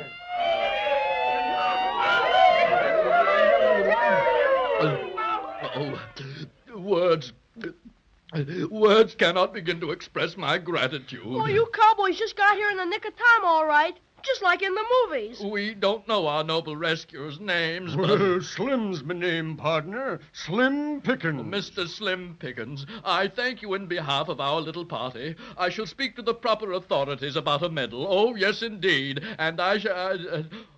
Oh, tragedy. Look at me. I'm smeared with mud from my crazy quilt head to my crazy quilt tail. Me too. My beautiful fur is ruined. Well, don't worry, strangers. Won't be a minute afore that's gone. What do you mean? Oh, my goodness. All that mud's dropped right off. Gee, the crazy quilt dragon looks like he's just been dry cleaned. Why, for pity's sakes, what's this? It's magic. That's what it is. That's right, partner. Soon as you step on this side, the mud just vamooses. Oh, my goodness. Such a relief. Why, look, everybody. How beautiful it is here. All purple. It didn't look like there was anything like this when we were over on the other side. Yes, miss. This here's the Purple Plain. You can't see it from t'other side the mud pond, 'cause those muddler varmints don't like purty colors at all. And they just naturally likes to hide it from everybody. Why, those pesky mavericks are the orneriest bunch of creation. I guess they had it in for your dragon partner here in account he's such a fancy-dressed hombre. Look, Judy, they're all riding big black beetles instead of horses. Say, are you regular cowboy Slim? Well, Sonny, I reckon we are. A little bit different, but still cowboy. That's right, Lefty. Oh, hi, Glowworm Gus. Yo. Start up a song. Let 'em know who we are, huh? Come on, sing.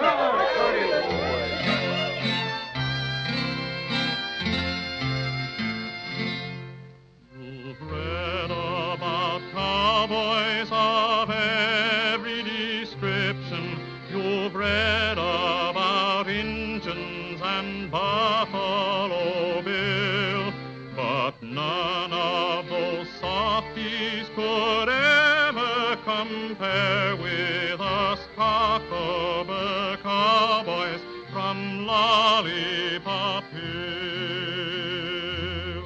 Yippee-yi-okay, when we're all in the saddle, there's nothing so handsome, a foot for a straddle. Yippee-yi-okay, with a Cockleburr cowboy, stand up in your stirrups and take a big bow, boys.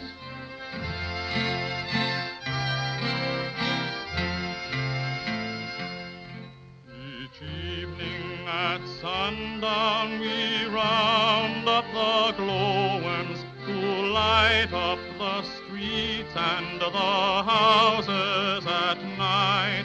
The glowworms eat sunflower seeds in the daytime, which makes them especially brilliant and bright.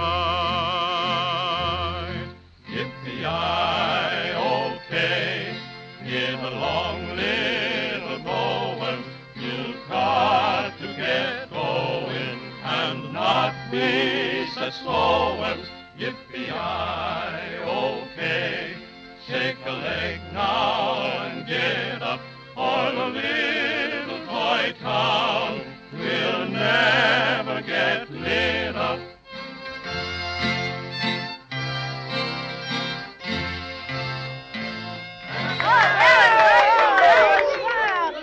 Gee, are these your own glowworms? No, Sonny. We keep 'em for Melissa. Melissa? Do you know Melissa? Well, we sure do. Don't we, boys? Who's the prettiest little boss in this neck of the woods? Melissa! I heartily concur with your opinion regarding our beloved ruler. What does he mean, Patty Cinnamon? You mean he thinks so, too? Well, we sure would like to see Melissa again. Well, what's your trouble, little miss? We went to see her about getting our beautiful silver star fixed, and she told us what to do. To wish it back together again at a wishing well. But our fuzzy friend here unfortunately spoiled our plans by falling into the wishing well, so they had to use up the wish to get him out. And if we could see Melissa again, we thought maybe she'd tell us something else to do. Yes, we just got to get our silver star fixed. 'Cause it belongs on top of our Christmas tree, and it just won't be Christmas without it. Well, now, I'm sure sorry to hear about all the trouble you folks has had. But maybe you won't have to go all the way back to see Melissa. What do you mean, my friend? Well, now, I'll just show you. Hey, Lefty, you got your looking glass with you? Nope, Slim. Left it in the bunkhouse. Oh, shucks. No wonder we call you Lefty. Always leaving things behind when they're needed. I've got a little looking glass. You have? Well, that's right nice. Now, if you'll just let me have it a bit, it'll show you a trick. Now, first, I take my hat. I bet he's just like that Mr. Presto the magician. Well, don't know the party you mentioned, but here's the idea. Now, if you put this looking glass inside my 10-gallon hat, pretty soon you can see Melissa and talk to her. Oh, that's wonderful, Mr. Slim. You better do the talking, Judy. All right. Here's the looking glass, All Mr. right, Slim. now put it down here in my 10-gallon hat. That's it. Now, you just think real hard that you want to see Melissa. I'm thinking ever so hard.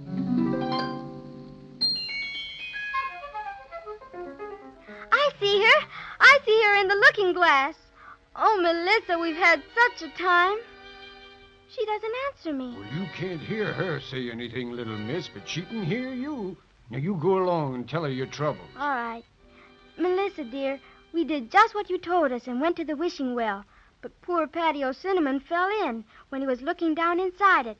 And we had to use up the only wish we could have to get him out. So we couldn't wish our star back together again. Would you please tell us what we can do now to get it mended? She's smiling. She heard you all right, little miss. Oh, she's writing something on a piece of paper. Now she's holding it up for me to see. Underneath the singing tree, another clue you're sure to see. Oh, now she's gone. I wonder what she's talking about. Underneath the singing tree. It's just like a treasure hunt.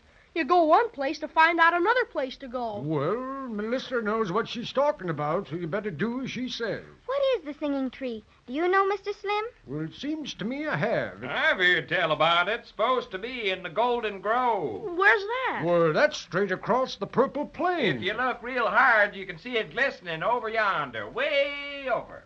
I see it, a regular sparkle. So do I, distinctly. Well, we're mighty sorry we can't take you clear across the Purple Plain, but we got a job to do, you know. I got to round up them glowworms. Well, thanks, goodbye. Daddy. Sure nice of That's you all to right. help us. Well, come on, boys. I got to get moving. Well, So long, partners, and I hope you get your star right pronto. All right, boys, let's ride.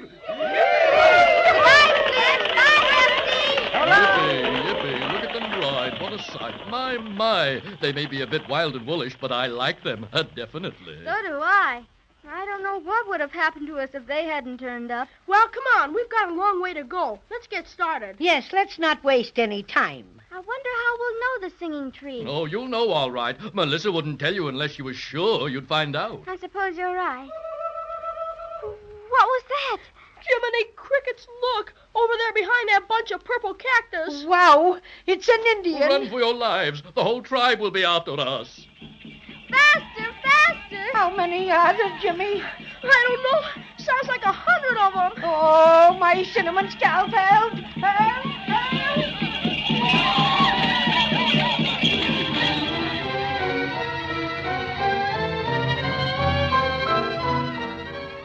Indians, that's bad, very bad.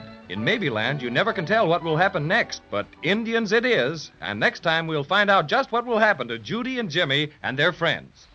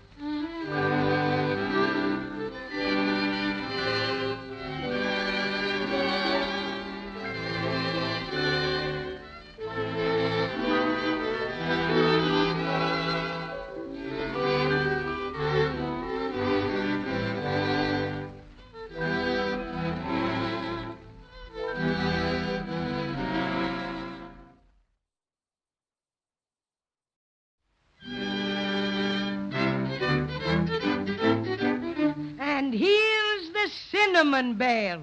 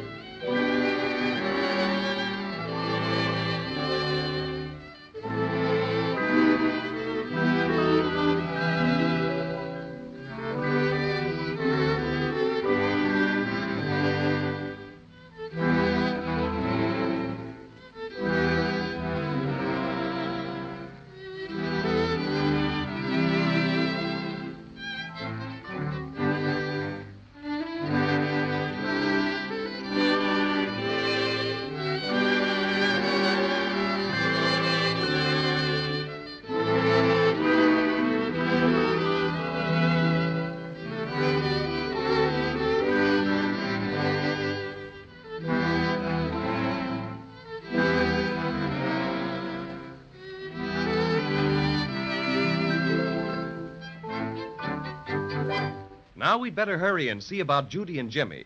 You'll remember how the Cockleburg Cowboys, headed by Slim Pickens, rescued the twins, Cinnamon Bear, and the Crazy Quilt Dragon from the awful river of mud.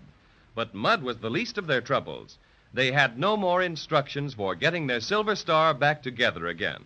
That is, not until Slim Pickens showed them a most magical trick. Taking Judy's little looking glass, he placed it inside his 10-gallon hat, and magico! Queen Melissa appeared just like that, and wrote them a note which said, "Underneath the singing tree, another clue you're sure to see." They learned that the singing tree was somewhere in the Golden Grove, and off they trooped across the Purple Plain until... Indians, yes sirree. And right now our friends are running as fast as they can. They don't dare look back. Goodness knows how many are chasing them, but I must say they're certainly hooping it up. Faster! We just gotta get away from them. I'm going as fast as I can, Jimmy. So am I. I feel like I'm getting a stitch in my stuffing. Hang on to me, my friends. We must outdistance these aborigines. Gee willikers, look ahead. Cactus! A regular forest storage. Let's run around it. Hurry! It's no use. It stretches as far as I can see. Well, we just gotta try to get through. We just got to. They're right behind us. Oh, my poor cinnamon hide. Oh, why, they've stopped. Probably proceeding to surround us and subject us to their power. Suppose we just don't pay any attention to them. Just be nonchalant. I'm scared to turn around and look at them. Gee, I guess they're waiting to spring on us. I've heard that Indians admire courage. Let us turn and face them as boldly as possible. As I always say, put up a united front. Right, Crazy Quilt. Come on, everybody. When I count 3, we'll all turn around together. 1, 2, 3. Oh, my goodness. Why, it's only one Indian. Bless my stuffing, so it is. How our fears magnified the number. Look, he's all made out of wood. How? How do you do? How? You said that before. Can't you be less monotonous? We better ask him who he is. Maybe he doesn't speak English. Me speak 'em plenty good English. Me go college, play 'em football, speak 'em swell English. Yeah, man. What is your name, my lone aborigine?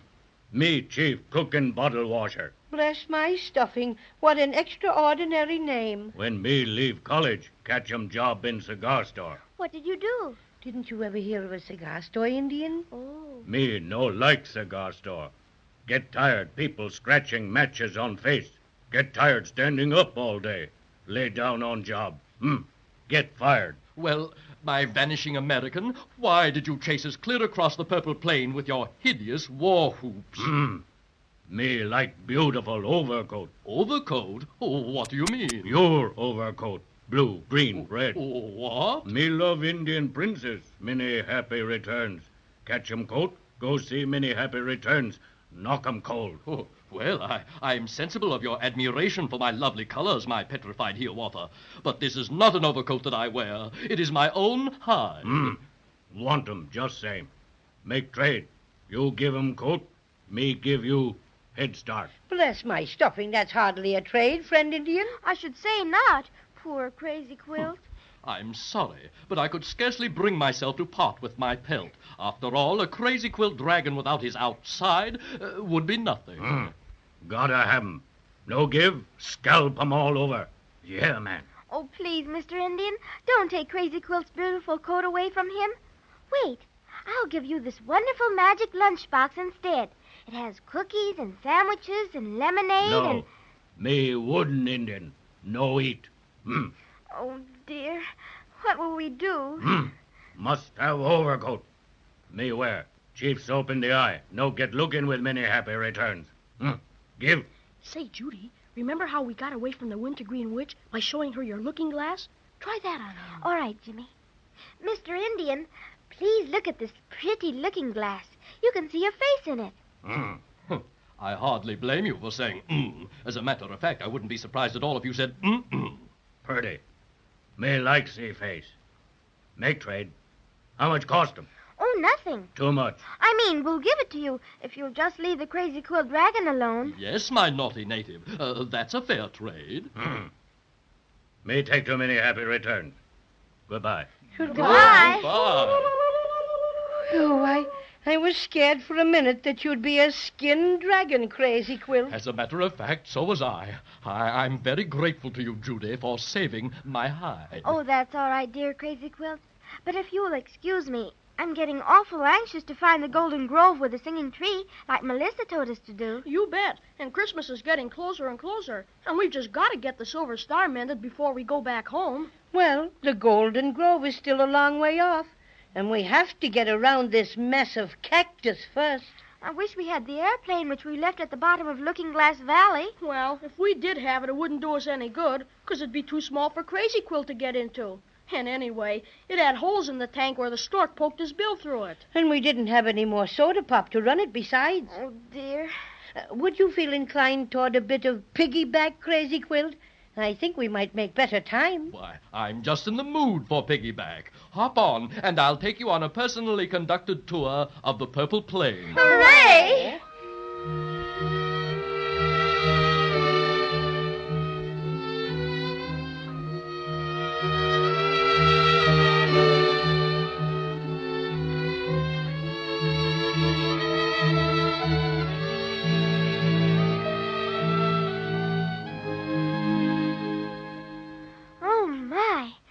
We'd never get here. Boy, this is sure something. It's the Golden Grove, or I'm a cinnamon so-and-so. Couldn't be anything else. Why, these trees are every one just as gold as can be. I never saw anything like it. My goodness, I touched that one, and it felt just like a real honest-to-goodness tree. Gee, isn't it funny?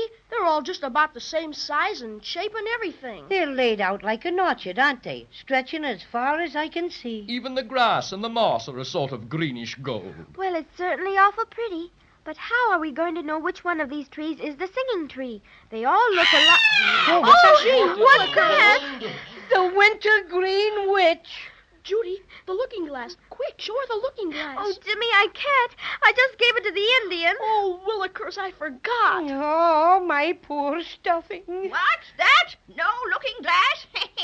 It's very kind of you to tell me that you no longer have that dreadful looking glass with you. Oh, dear. That was the only thing that bothered me. Now, my pretties, it's Wintergreen's turn. Oh, why do you have to disturb us? We promised to leave the island of Obi, and we did. We haven't done anything to hurt you. Oh, you haven't, eh? Well, it happens that you've caused me a great deal of trouble. A great deal too much trouble indeed. What did we do? Do? I'll tell you what you did. Didn't you go to see Melissa? Sure we did. And you had the colossal impudence to tell her about meeting me. And what does she do? Just banishes me from the island of Obi. That's all. I remember Melissa's remark about your practicing unlicensed magic. But surely you realize that you were breaking the law and should be punished. Oh, indeed. And who is Melissa to make laws for Wintergreen the Witch? That empty-headed little minx? Before she became ruler of Mabyland, I was the ruler of the island of Obi. And now she takes away my magic forest. All my fine captives gone. Just turns me out of my home, that's all. Oh, goody. I bet Fee-Fo the gentle giant got out of your magic forest. Yes, he did. And it's all due to you. Melissa just this minute pronounced judgment on me and magic-coded me off the island. But I'll fool her. I'm a better magic maker than she is anyway. You'll see. Well, what are you going to do? You'll see, I said. I'll make Melissa sorry that she ever commanded me to leave the island of Obi, never to return. I can't understand why Melissa let such a dangerous creature run loose in Maybeland. I'm going to make life pretty miserable for Melissa and the people of Maybeland, and I think I'll begin with you. With us? You mean, cruel, ugly old witch. You just better not. What can you do to stop me now? First of all, give me your silver star. But it's all broken. Broken in a dozen pieces. What do you want with a broken star?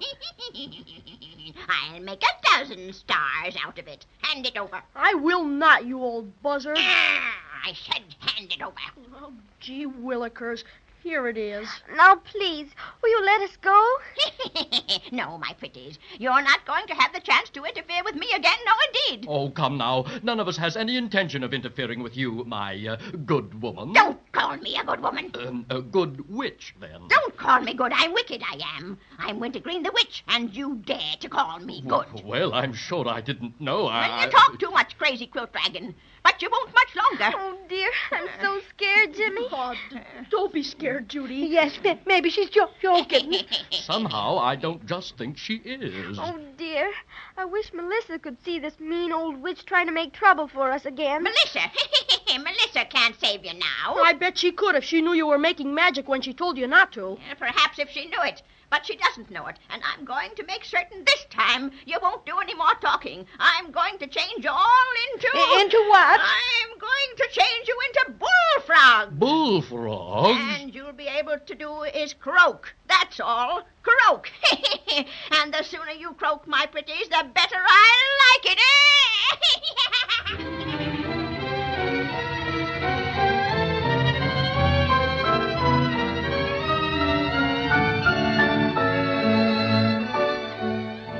My, that wicked Wintergreen witch is back again. I thought we'd seen the last of her, but that's the way it is with witches. They pop up when you least expect them. I certainly hope something happens to save our friends, but just between you and me, I can't imagine what it will be.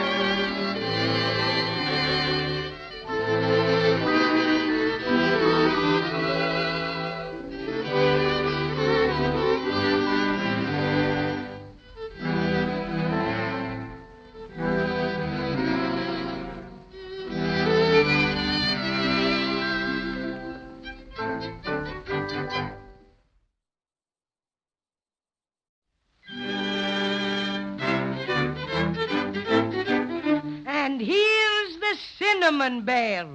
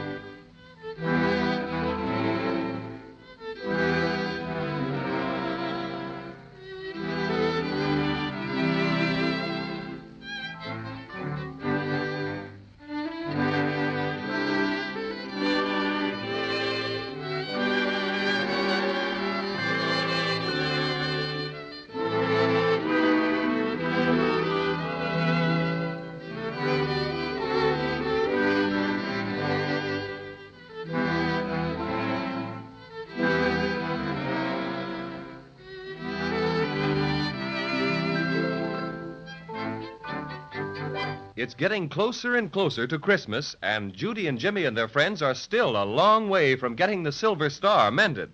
Queen Melissa's last instructions directed them to the Golden Grove, where they were supposed to find a most valuable clue underneath the singing tree. No sooner had they entered the grove and started to look for the tree than right out of nowhere jumped that wicked old wintergreen witch. If only Judy hadn't given her looking glass to the wooden Indian, chief cook and bottle washer, she might have held it in front of the witch's face and scared her, like she did on the island of Obi. But when Wintergreen learned that Judy no longer had the dreadful looking glass, she right then and there decided to change the twins and Cinnamon Bear and the Crazy Quilt Dragon into bullfrogs. And it looks like nothing in the world or Maybeland can stop her. She just laughs and laughs and laughs. I'll teach you to tattle on the Wintergreen Witch. I'll teach you to trifle with my reputation. Please, please, Mrs. Witch. I told you once never to call me Mrs. Witch. Please don't turn us into bullfrogs. I never was very fond of bullfrogs. I dare say they're all right in their way, but... Keep still, all of you. Bullfrogs I want you to me, and bullfrogs you shall be. I'll begin my incantation. Oh, dear. Oh, Jumbo, abracadabra. Ooh. Mumbo, Jumbo, abracadabra. Ooh. Mumbo, Jumbo. Gee, we're not bullfrogs yet, Judy. I guess maybe she has to say some more things first. Well, I don't feel in the least like a bullfrog yet. Oh, I know what's the matter. Definitely. What is it, Crazy Quilt? The witch can't change anybody into anything. Melissa has not only banished her from the island of Obi, but has taken away her magical powers. Oh, she's tearing her hair out. Let her tear it. So, you would turn perfectly respectable citizens of Maybeland and the USA into bullfrogs, would you? Garah. And so, my hideous hag, you would cast your weird spells on us, would you? Ha ha. Well, where is your black art now, may I ask? It seems that I can't do as I wished and change your babbling mouths to those of croaking bullfrogs. Let it be so. Melissa has done me one more bad turn, which I won't forget. But I still have what's left of your Silver Star. Oh, my word, so she has. You give it back, you nasty old witch. Try and make me. My power may be gone, but I can still run faster than the wind. I'll take your star and throw it where you'll never see it again. Oh, dear. I'll run to the other side of the Golden Grove. It's the northern boundary of Maybeland, and there on the other side is a great abyss which separates it from the snow country. I'll throw your Silver Star down in that bottomless abyss. No, you won't. I can run, too. Catch her, Jimmy. You bet. Try and catch me. I'll do my best, you woe-begone witch. I'm not exactly built for speed, but I'll stay with you. Gee willikers, she fell down. Now she's picking herself up again. My goodness, she fell down again. Bless my stuffing, what goes on here? One moment, my good woman. 1 moment, prithee. Who's that? Jump But gee willikers, it's the Grand Wunky. I wonder what he's doing here. Well, hello, friend Wunky. What is the meaning of your welcome presence in these parts? Oh, hello. Greetings from Melissa and all that. Just a moment, please. I'm here in my official capacity right now. Wintergreen. What do you want? I simply want to tell you that you had better be a good witch, because you are surrounded by the very best quality A#1 witch-proof invisible net, and you cannot pursue your nefarious schemes any longer. Oh, so that's what tripped her up and made her fall. Oh, yes, indeed. Melissa's been watching you with a great deal of interest. Just toss that star back to the children, Wintergreen. There's a good witch. Oh. No.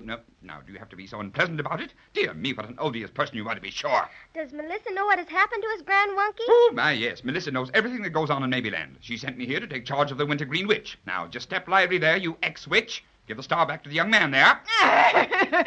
There. Oh, boy. Thank you so much, Grand Wunky. Not at all. Just on the line of duty, you know. Well, now that you're here at the scene of the crime, so to speak, could you be telling us which one of these trees in the Golden Grove is the singing tree Melissa sent us to find? You know, I'm terribly sorry, but I haven't the remotest idea. I'm afraid you'll have to find that for yourselves. I'm here purely on business, you understand. Which business? Yes, which business? I've been instructed to take the Wintergreen Witch into exile. So come along now, Wintergreen, old thing. Oh, where are you taking me? Have you no heart to take a poor old defenseless woman with no home, no place to lay her tired head, or somewhere she's never been? My. I have no time to bandy words with you. Come on, Wintergreen. Oh, son, think what you would do if your own mother were in my plight. Oh, where are you taking this old reprobate Wunky? Melissa has instructed me to conduct her to the Looking Glass Valley to spend the rest of her days. Gee willikers, if you take her there, she'll scare herself to death looking at that face of hers. Grand Wunky, if you take the mean old witch to Looking Glass Valley, you better take away the airplane you'll find at the bottom. Oh, that was the one Cinnamon Bear took Jimmy and me in before we landed in Looking Glass Valley. If you leave it there, she might be able to get out again and bother folks. An airplane, did you say? Dear me, yes, I shall certainly give orders to have it removed to Melissa's palace, where you may obtain it when you wish. We mustn't give the Wintergreen Witch any opportunity of returning to circulation. No. Oh, you're taking me to Looking Glass Valley. Do you realize what you're doing? Condemning me to spend the rest of my life in stark staring madness, looking at my reflection. Poor Wintergreen. You've been mean to us, but I'm sorry for you there. Can't you close your eyes if you don't want to look at yourself? No, I can't. Witches can't sleep. Can't even close their eyelids, 'cause they haven't any. Well. Come along, Wintergreen. Melissa's orders must be carried out to the letter, you know. Step lively now. Goodbye, Grand Wunky. Thanks for everything. And convey our best to dear Melissa. And that goes for me, too. Yes. Goodbye, all. Shake a limb there, Wintergreen. Oh, come. Don't loiter, and please don't hobble like that. My. Such wolfing and yeah. Oh, dear. It's too bad the Grand Wunky didn't know which is the singing tree. Oh, all the trees look alike. I don't see how we'll ever find it. Yeah, thousands of them, thousands and thousands.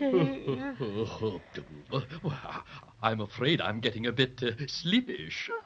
Oh, so am I. You know, I think I could do with about 39 winks. I think we all need a little nap. Maybe we could look if we weren't so tired. Oh, I'm going to lie right down here under this big tree. Can I lean on you, Crazy Quilt? Oh, yes, go right ahead. Make yourself at home. How about you, Judy? Want to use me for a pillow, too? Uh-huh. Oh, Cinnamon Bear's gone to sleep already. He's Crazy Quilt, I think I hear music. Didn't. Birds are singing a sleepy time song, too sleepy to see the stars pass along. In my branches I rock their nest, lullaby, rock-a-bye. Close each wee sleepy eye, slumber and rest, slumber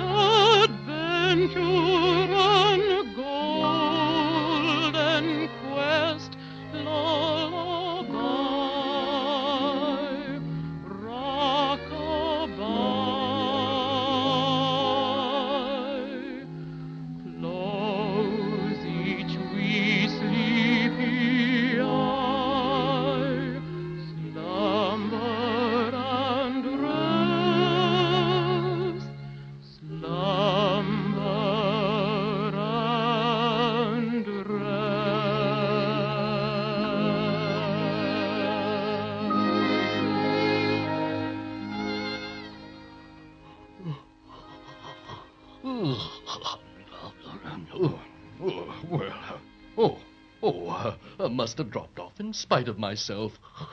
Oh, hey, wake up, everybody. I mustn't sleep too long. Wake up, wake up. Don't you? Say, you know, I'm sure I heard someone singing. So did I. I'm sure I did, too. Or maybe we just dreamed it, huh? Well, look here. Why, this wasn't anywhere around when we all lay down to sleep. Bless my stuffing. It's a huge silk hat. Why, it's the biggest one I ever did see. Jiminy crickets. I thought Mr. Presto the magician had a big hat. But this is just simply enormous. Why, it's bigger than all of us put together. Look, it's got windows in it. And there are some letters painted on it. The Flying Hat. My word, what do you suppose this is? You know what?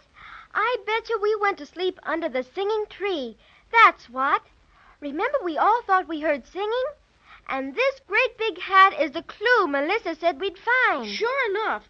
And see, Judy, here's a door in the hat. My stuffing's getting more curious every minute. Look, there's a note on the door. I've got it. Just a minute. Oh, Jimmy, hurry. What does it say? Jumping gee willikers. Look!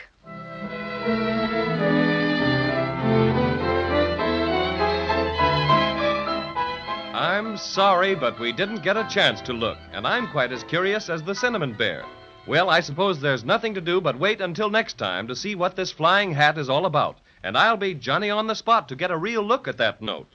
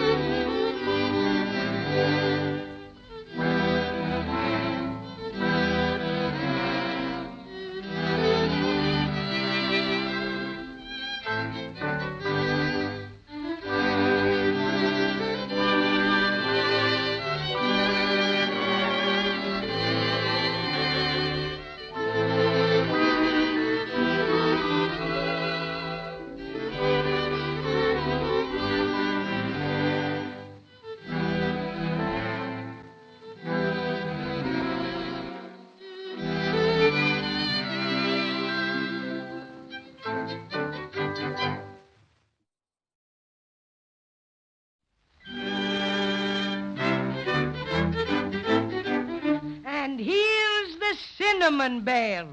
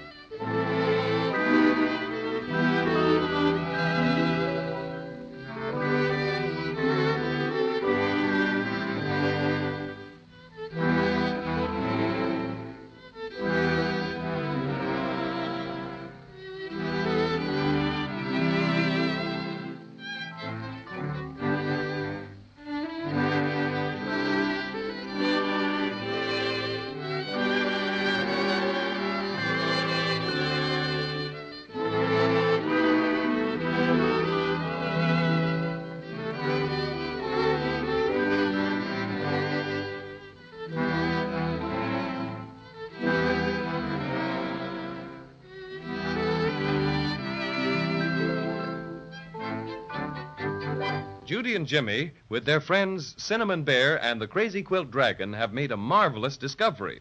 As you'll probably remember, they're still in the Golden Grove, where they were supposed to find an important clue under the singing tree. But that was practically impossible because all the trees in the Golden Grove looked exactly alike. Too tired to look further, they fell asleep. And when they awakened, they discovered they'd been napping right under the very tree they were searching for. And that wasn't all they discovered, for right beside them stood an enormous silk hat with windows and a door in it, and pinned to the door a note which Jimmy is about to read. Let's listen.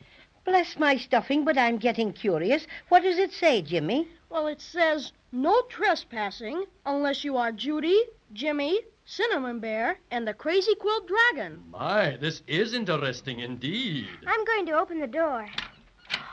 Oh, look. Very comfy looking, I'd say at a quick glance. My, 4 chairs, each by a window. Stylish stuff, all the trimmings. And look, 3 are just our size, and 1's big enough for Crazy Quilt. It's an awful nice place to sit, all right. But I don't see what this has to do with getting the star put back together again. Oh, wait. Here's another note on one of the chairs. Read it, Patio Cinnamon. Okay. Very interesting indeed. It's from Melissa, just as I thought. A logical supposition, my friend, but proceed to enlighten us as to its contents. Very well. Dear friends, the flying hat will take you out of Maybeland to a place where you should have no trouble getting your precious silver star mended. When you are ready for the flight, just say, Topper, Topper, off we go to the land of ice and snow. Upon your arrival, ask the first person you meet where to go to find Nicky Frudel. Lots of luck, Melissa. Wait, here's a P.S. Do not be afraid of the flying hat. It is equipped with the very best Maybeland motor. Oh, this is awful exciting. But I wonder why we have to go to a land of ice and snow to get the silver star fixed. It is indeed mystifying, but undoubtedly Melissa has some definite reason for sending us there. Well, I don't want to rush you, but we're wasting time. Suppose we just do as Melissa says and get going. Always the practical man of affairs, Jimmy. And let us go indeed. I'll say the rhyme that Melissa told us to use to make the flying hat go. Everybody ready? Surest thing you know. Indubitably. What? Just skip it. Topper, Topper, off we go to the land of ice and snow. We're going right up. We're going up. Oh, boy, this is swell. Oh, why, we're way over the tops of the trees already. And look, the Golden Grove looks just like a lot of melted butter. Always thinking of your tummy, no mind for finer things. Look, I bet that's the end of the Golden Grove. Yes, and beyond it I can't see a thing, can you? The Wintergreen Witch knew what she was talking about when she said that abyss was bottomless. Why, the closer we get to it, the bigger it looks. If she ever dropped the pieces of our star in there, goodness knows where they'd stop. Probably keep right on falling. And speaking of falling, we're right over it now. Goodness, suppose we fall. Oh, quit your worrying. Melissa said this flying hat was equipped with the best Maybeland motor, didn't she? Well, I'll bet on Melissa any day. She's swell. You know, it may be just imagination, but I feel distinctly cold. What about you? Oh, I do feel sort of chilly. Well, now that you mention it, my stuffing feels a little bunchier than usual, and that always means it's cold. Say, I see something white ahead. Why, I bet that's the snow country. Right as usual, Jimmy. It's just as white as can be. I wonder what we're supposed to do there. You know, what I'm wondering about is this flying hat. What do we do to stop it? Oh, I rather think it will stop of its own accord. Yes, but when? For all we know, it'll just keep right on flying and flying and flying. Oh, you know motors just can't keep on going forever. You gotta put something in them. Anyway, Melissa's note said the flying hat would take us someplace. And you know Melissa always tells us the truth. Oh, look. We're going down. Yes. Here we go. Oh. We're going to land on a hill. Oh, yes. Boy. Come on, let's get out. Well. Isn't it cold? You bet. Gee, I wish I had my sweater. I could use my green flannel underwear right now. I'm a bit afraid my crazy quilt colors will get frozen blue. Look at the flying hat. Why, it's tipping itself, just like it was saying goodbye. Oh, look, now it's flying off. Yes. Well, there's no doubt about it. This is where Melissa meant for us to come. Look, everybody. Look at that shiny thing down below us. Isn't that a palace? Anyway, a mansion. But it's a good piece down the hill. Gee, I wish I had a toboggan. That'd take us there in a jiffy. Well, what do we need with a toboggan? Here's Crazy Quilt. Come on, Crazy Quilt. Justify your existence. Oh, me, just a vehicle. That's me. Always doing a bit of transportation. Poor Crazy Quilt. You don't have to if you don't want. Oh, no. Oh, no, I was just grumbling. Tobogganing is what I've always longed to do. Climb on. Oh, just a minute till I tuck my legs under me. Yes, there, that's right. Now, off we go. We're just going faster. Oh, my. I got snow down my neck. Hey, I got snow all the way down my back. Yes. I feel like a cinnamon bear frozen pudding for sure. Let me dust the snow out of your fur, Patty, dear. Thank you, Judy. Just a little patch back of my left shoulder blade. Thanks a lot. Say, here's a flight of steps. I didn't see them when we landed. Nor I, but I arrived head first. Oh, I slipped. Why, they're made of ice. I think I see something over there.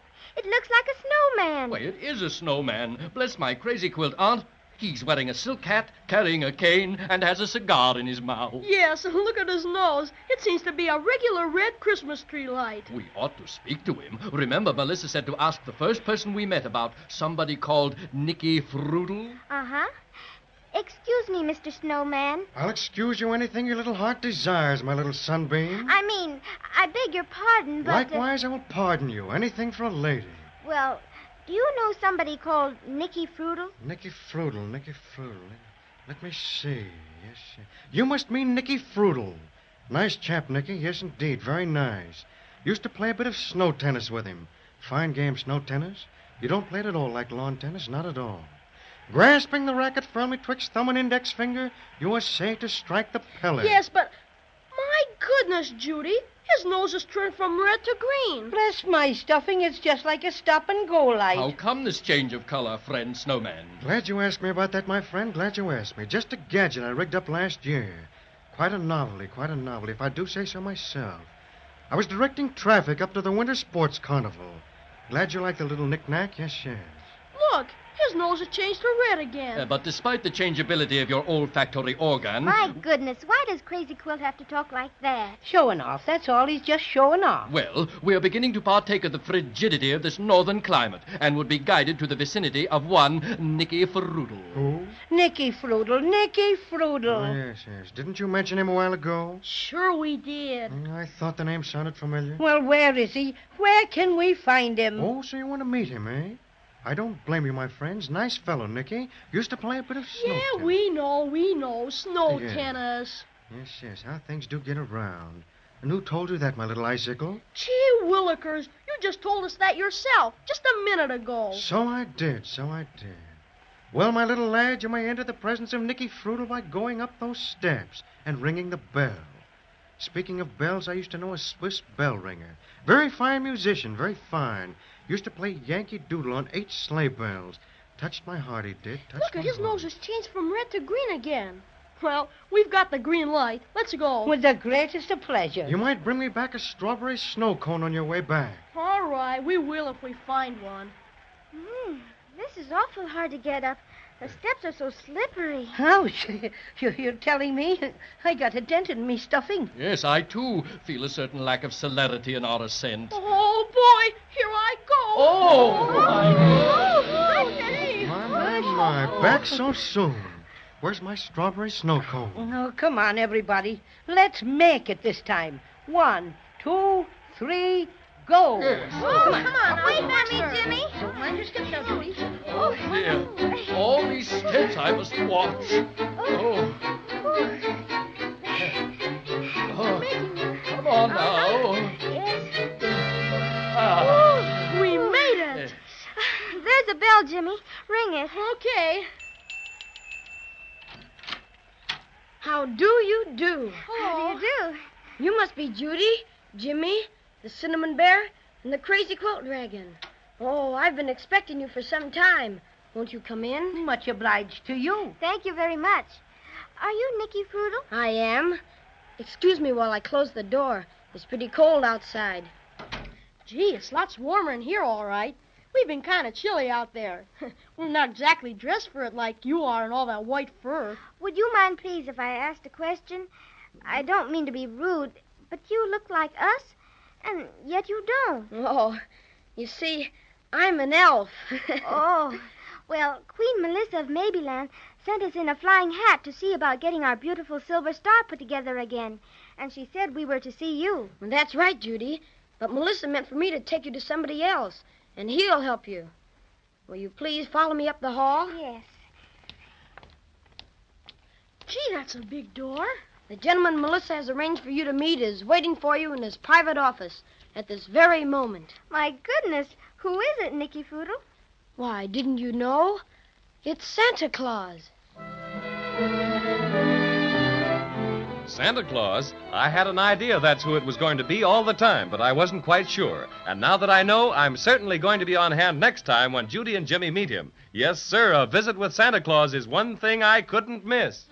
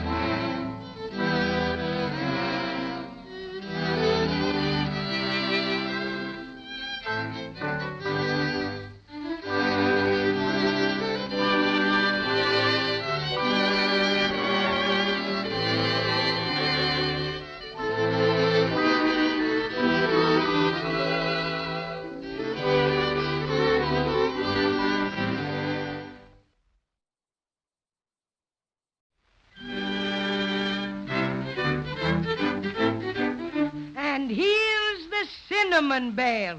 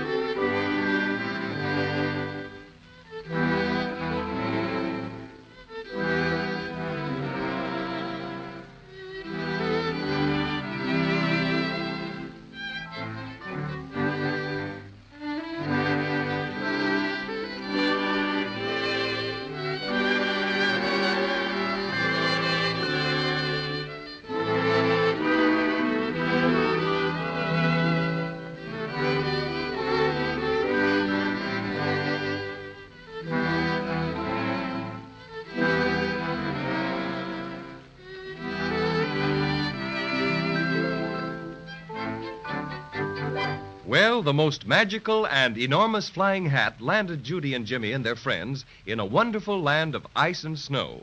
Just as Queen Melissa instructed them, they asked the first person they met where to find Nicky Frutal. He was a snowman and told them that Mr. Frutal could be found in a white palace. Up the steps they went and were met by Nicky Frutal, a little elf dressed all in white fur. Nicky invited them in and led them to a door which is just about to open on the gentleman who can tell them how to get their broken silver star fixed. And who do you think it is? Well, I'll let Judy tell you. Santa Claus. Willikers, you don't mean the real Santa Claus, do you, Mr. Frutal? Of course, Jimmy, and no one else. Honest Injun? Honest Injun. All right, here we go. Oh, my goodness. Gee Willikers. Welcome, my children. Come right in. I've been expecting you.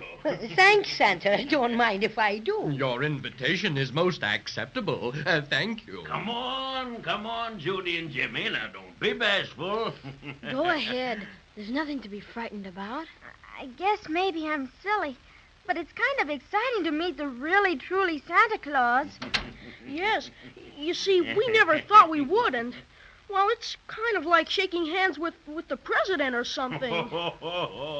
Well, don't you feel that way now? Don't you know that I love children better than anything in the world? I guess so, Now, there's nothing to be frightened of. Come on and sit up on my lap while I finish reading a few letters, Thank you, Santa Claus. There. Ups-a-daisy.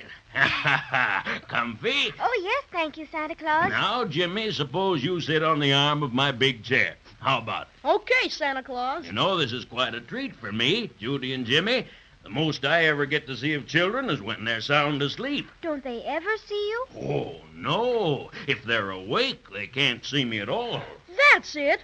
Judy and I wondered why we didn't see you that Christmas we stayed awake all night and watched. But our presents were there Christmas morning just the same. I remember that time. I fooled you youngsters, didn't I? Now, by the way, I got your letters this year, too. You did? Gee, that's swell. And I hope you'll be quite satisfied. Now, let's see about your silver star. Did Melissa tell you what happened to it? Oh, yes, indeed. I had quite a talk with her about it. Oh, it's too bad you had so much trouble. How did she talk to you, Santa Claus? By short wave. Oh, I'm quite a fan, you know. Radio is my hobby when I have time to spare. Now, will you put the star on my desk so I can look it over? You bet. There it is. My. Certainly is all smashed, isn't it? But that can be fixed. Oh, yes, easily fixed. Can you fix it in time for Christmas? Of course, you understand how important it is for us to have it by then. Ho. Indeed I do. I'm not going to fix it myself. No, that's a little out of my line. But I will take you personally to a man who specializes in that sort of work. Oh, Nicky. Yes, Santa? Have my sleigh and reindeer ordered, will you please? And oh, yes, have a couple of fur suits sent up for Judy and Jimmy. It's pretty cold out. How about Crazy Quilt and me? What?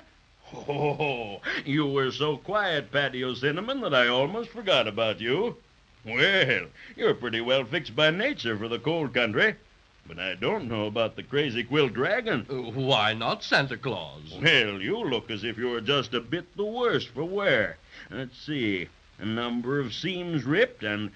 Oh, quite a tear over there. Oh, yes. I did that when I tobogganed down to your palace. Oh, gracious. Well, I think a bit of tailoring wouldn't be amiss. Oh, Nicky, call the tailoring establishment and arrange for a complete overhaul for the Crazy Quilt Dragon. Oh, thank you, Santa Claus. I'm not too vain, I hope, but I don't feel my sartorial best when I've got so many rips and tears. Is that all, Santa Claus? Yes, I think so. All right.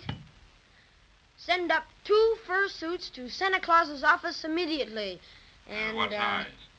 He wants to know what size, Judy. I don't know. I guess about like yours. Size 9 3/4. 9 3/4, okay. Have the sleigh and reindeer out in front of the palace. Sleigh and reindeer, okay. And tell the tailor shop to expect one Crazy Quilt Dragon for a complete overhaul. Complete overhaul for Dragon, right. All right, now come along, Judy and Jimmy and Cinnamon Bear, and follow me. Nicky Fruidle will show you where to go, Crazy Quill. Oh, thanks ever so much, Santa. Complete overhaul, eh? Not bad. This way, Crazy Quilt. Well, goodbye, all. When I see you next, I promise a complete revelation. Now, just a second while I button up my coat. There. Here are the fur suits, Santa.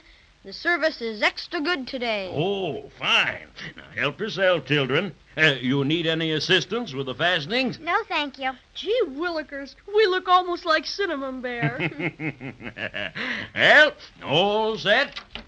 Oh, it's pretty chilly out. Well, we don't mind it now. I don't see the snowman. Well, I expect he's gone to lunch. Oh, look, Judy. Here come the reindeer. Oh, my goodness. Aren't they pretty? Gee, they're swell. Would you let me hold the reins a while, Santa? Oh, I'm afraid not, Jimmy. You know, these reindeer are funny. They won't obey anybody but me. You see, they're my own special private reindeer. And this is the sleigh in which I make my yearly visit to the world. All right, everybody. Here we go. Hi, Donner and Blitzen. My goodness. Can you get everything into this one sleigh, Santa? Well, not as much as I used to. I have to tie on a couple of trailers now. Oh, see that building over there? Sure. What is it? That's the candy factory. Oh, it's a good thing the candy pirates don't come up here. Oh, we take care of them all right. Now, over there is the doll factory, Judy, and that one back there is the mechanical factory. What are you making there, Santa? Oh, toy trucks, engines, bicycles, electric trains, all sorts of things. You know, I have a crew of specially trained brownies and elves in each of these factories, and they're busy all the year round.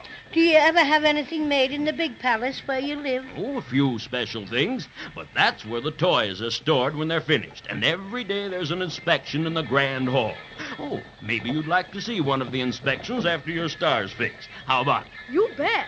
Who is it you're taking us to visit, Santa? Oh, you'll see in just a minute, Judy. His house is right over here.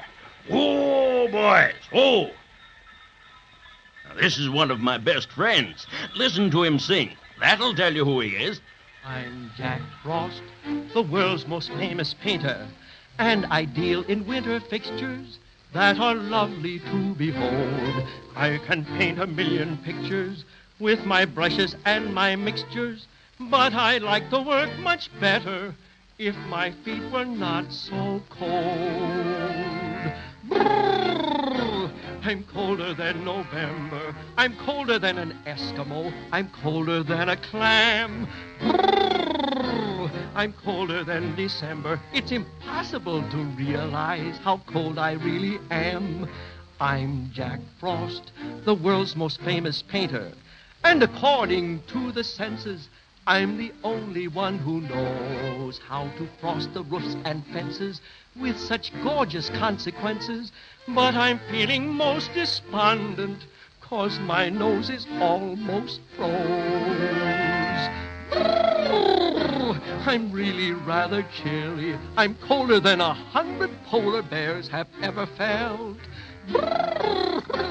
This may sound rather silly, but I'd buy a radiator if I thought I would not melt. Bless my stuffing. So that's Jack Frost. I felt his fingers many a time, but I've never seen him. Look at all the icicles on his cap. Hi, Jack. Some friends to meet you. Here's Judy, Jimmy, and the Cinnamon Bear. How do you do? Come in, won't you? Thanks, Mr. Jack Frost. I'm glad you dropped in. I'm on my vacation now. Nothing for me to do out into the world after the snow comes. Jack, my little friends, Judy and Jimmy, have had a bit of trouble with a silver star which belongs on top of their Christmas tree. Yes? It's been badly smashed and needs fixing. Show it to him, Jimmy. Here it is, Mr. Frost. Oh, that'll be easy. I'm extra good at stars. I've often admired your work on the windows, Jack Frost. Thanks. Yes, I do fairly good work, but I'll never be really satisfied until I learn how to frost a chocolate cake. Oh, Mother can frost cakes like everything. Maybe she'd teach you. Good. Next time I'm down your way, I'll try to find time for a lesson. Now, if you'll just step this way into my laboratory. My. Just look at all the brushes and things. Willikers, it's wonderful. This is where Jack does all his research work. Plans all the designs for his window displays. It's beautiful. Now let's see about the star. This won't take a second. Just a bit of magic snow cement here, and here, and here, and there. Oh, why look, Jimmy. Well, bless my stuffing. Our silver star's all beautiful again, just like it was before. Can I touch it, Mr. Frost? Oh, not for a minute. I'll put it here on the windowsill for a bit. And it has to be exposed to the cold north wind to get good and solid. Now, while we're waiting, I'd like to show you a few of the designs I'm working on for next year's frostings. There's a big star in one of your designs. Do you like stars, Jack Frost? Better than anything. How many points do you put on your stars? He puts 5, Judy. You can count them for yourself. I wonder how many there are on our star. I'll look and see. Jimmy, Santa. Why, what's happened, Judy? The star. It's not on the windowsill. It's gone.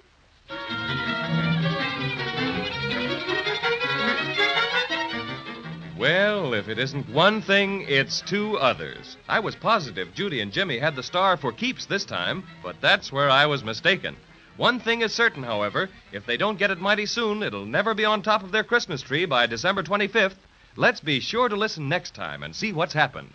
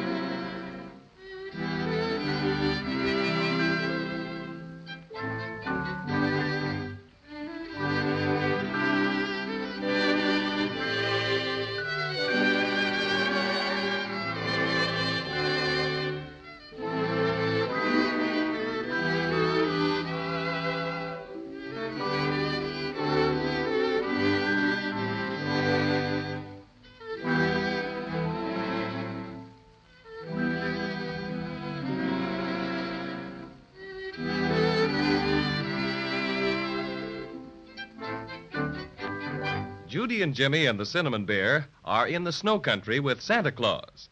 For a while, everything looked pretty wonderful. Santa Claus bundled them into his specially private sleigh and drove to Jack Frost's house. After examining the broken silver star, Jack took some magic snow cement, and before you could say Jack Robinson, the star was back together again. However, it was necessary to let the cement get good and solid, so Jack Frost left it on the windowsill, and what do you think? When Judy went back to look at the star, it was gone. It's just as gone as though it had never been there. Jiminy Crickets, this is awful. What'll we do, Santa Claus? Now, the first thing to do is not get excited. Take a look outside, Jack. Maybe it fell off the sill into the snow. All right, Santa. Just a minute till I raise the window a little more. Do you see any sign of it, Jack Frost? No, it's not there. Perhaps it... Look! There they go! Who? The bad dolls.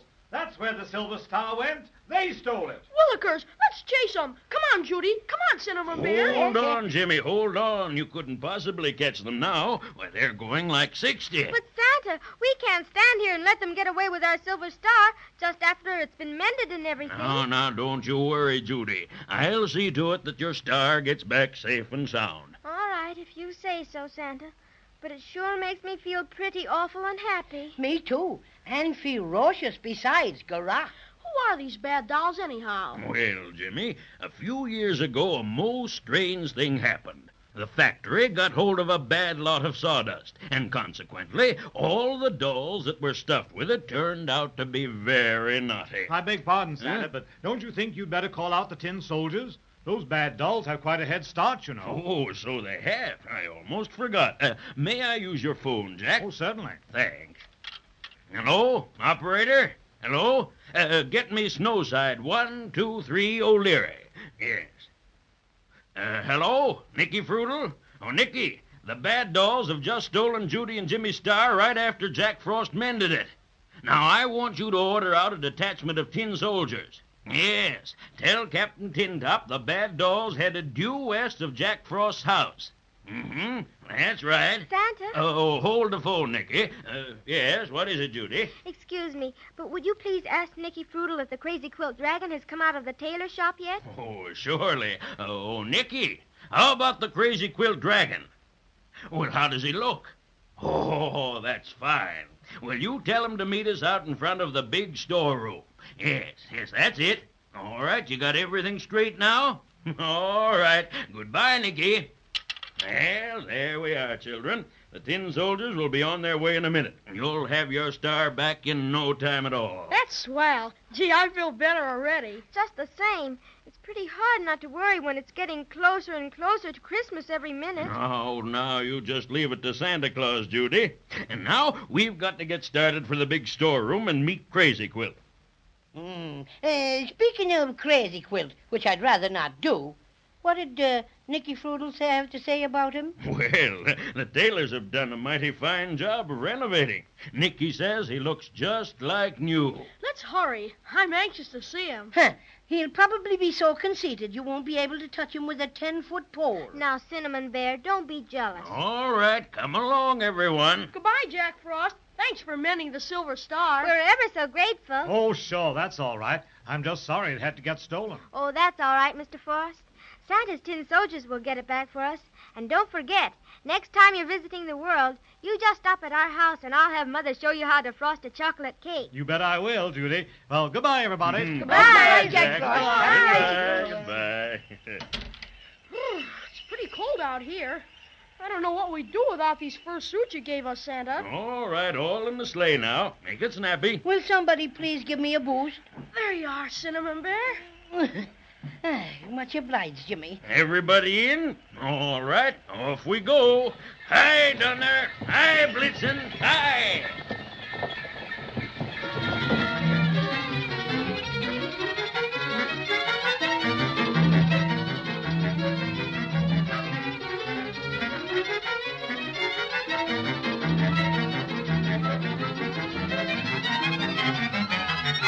And here we are. This is the big storeroom. There's Crazy Quilt waiting for us. Hello, Crazy Quilt. Hello, Nicky. Salutations, my friend. Salutations. Hello, everybody. Well, is everything all right, Nicky Frutal? Tip-top, Santa. tin soldiers got off with flying colors. Ah, splendid. Notice anything different, Judy? Oh, my goodness, Crazy Quilt. You sure look specially handsome. Oh, yes, indeed. My friends, you are gazing on a new Crazy Quilt Dragon. Looks like the same old stuff to me. Here, let me see. Well, they did a good job, all right. Turn around. Turn around. There. Why, your patches look just like new. Oh, me, yes. I'm thrilled no end. Boy, and you've got a brand new bow around your neck. It's sure a humdinger, Crazy Quilt. I guess he's not the only one who has a bow. Of course not, Patty O'Cinnamon. You have a lovely green one. Green, very common color green. Now, my bow... Orange, that's what it is. Orange, a yellowy orange. It isn't either. It's scarlet, so there. Well, whatever it is, they sure took you to the cleaners, all right. Too bad they didn't dry clean your crazy quiltish brains while they were at it. Here. No quibbling, please. Oh, don't mind them, Santa. They always act like that. Oh, I see. Well, what do you say we just forget a bit about it, and we'll take a look around in the storeroom, huh? Right this way. Goodness me. Just look at all the little pianos and horns and things. Hundreds of them. Ah, this is the music department. Ah, music. You don't happen to have a spare tuba around, do you, Santa? Used to play in the Dragon Military Band, you know. So that's why you're such a windbag, huh, Crazy? Here I am, Santa. Everything's taken care of. Good. Now, where's that special piano job, Nicky? I'd like to look it over. It's this one right over here. I'll take the cover off. Ooh, a little white piano. Oh, it's beautiful. Very nice. But it should be tested before we pack it, Nicky. If I'm not intruding, Santa, I'd be glad to do the honors. All right, Patty O'Cinnamon. We'd love to hear you play. Wouldn't we, Nicky Fruit? Indeed we would. Piano player, huh? Sissy stuff. Don't pay any attention to him, Cinnamon Bear. Go right ahead.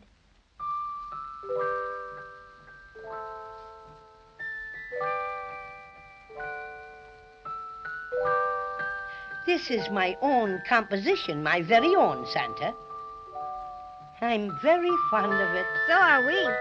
Cinnamon Bear sang it for us the very first time we met him. And he sang it for Queen Melissa, too. As a matter of fact, he sings it on every possible occasion. Well, personally, I think it's very pretty.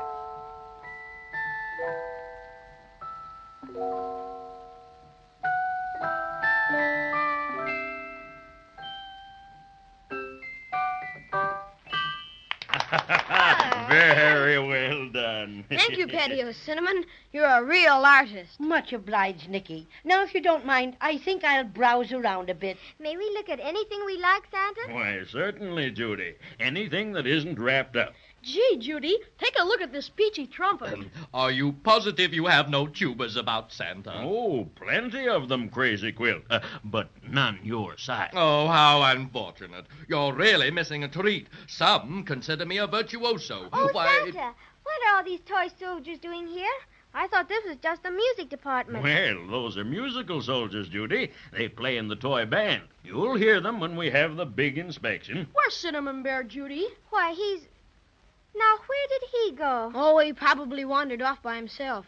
Never mind, though. He won't get in any trouble around here. Oh, I don't know about that, Nicky Fruitle. Paddy's middle name is Trouble. Well, then, we'd better start looking for him. Don't see him anywhere around. Perhaps he went into one of the other rooms. Where does this door lead to, Santa? Oh, that's the Christmas sticker supply room. And let's see if he's wanted in there. My word, what a collection of Christmas stickers and tags piled clear to the ceiling. Aren't they pretty? I don't think I ever saw such beautiful ones. What's that? There's something under this pile of stickers. Here, let's see what this is all about. It's Cinnamon Bear. I've got his leg. Help me pull him out, Nicky. Okay. Oh, this is rich. He's covered from head to foot with stickers. Come on, everybody. Let's pull them off for him. Look, there's a great big sticker right across Patty's mouth, and it says, do not open till Christmas. No, that's too much to ask. I doubt if our cinnamon friend could keep his mouth shut until Christmas, even though it isn't very far off. Well, here goes.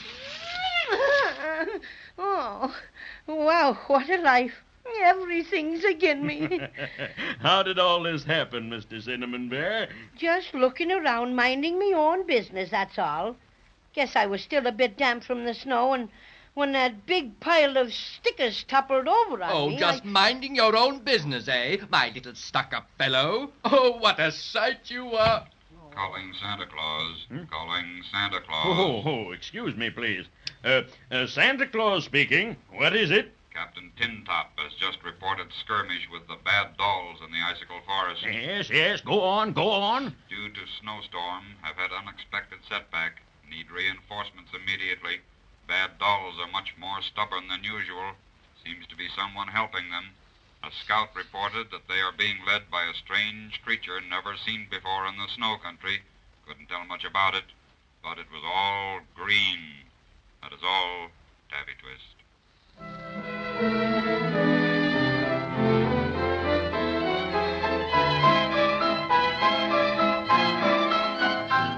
What strange creature is this who's leading the bad dolls? All green, the scout said. I wonder if it could possibly be the... Oh, well, we'll just have to wait till next time to find out.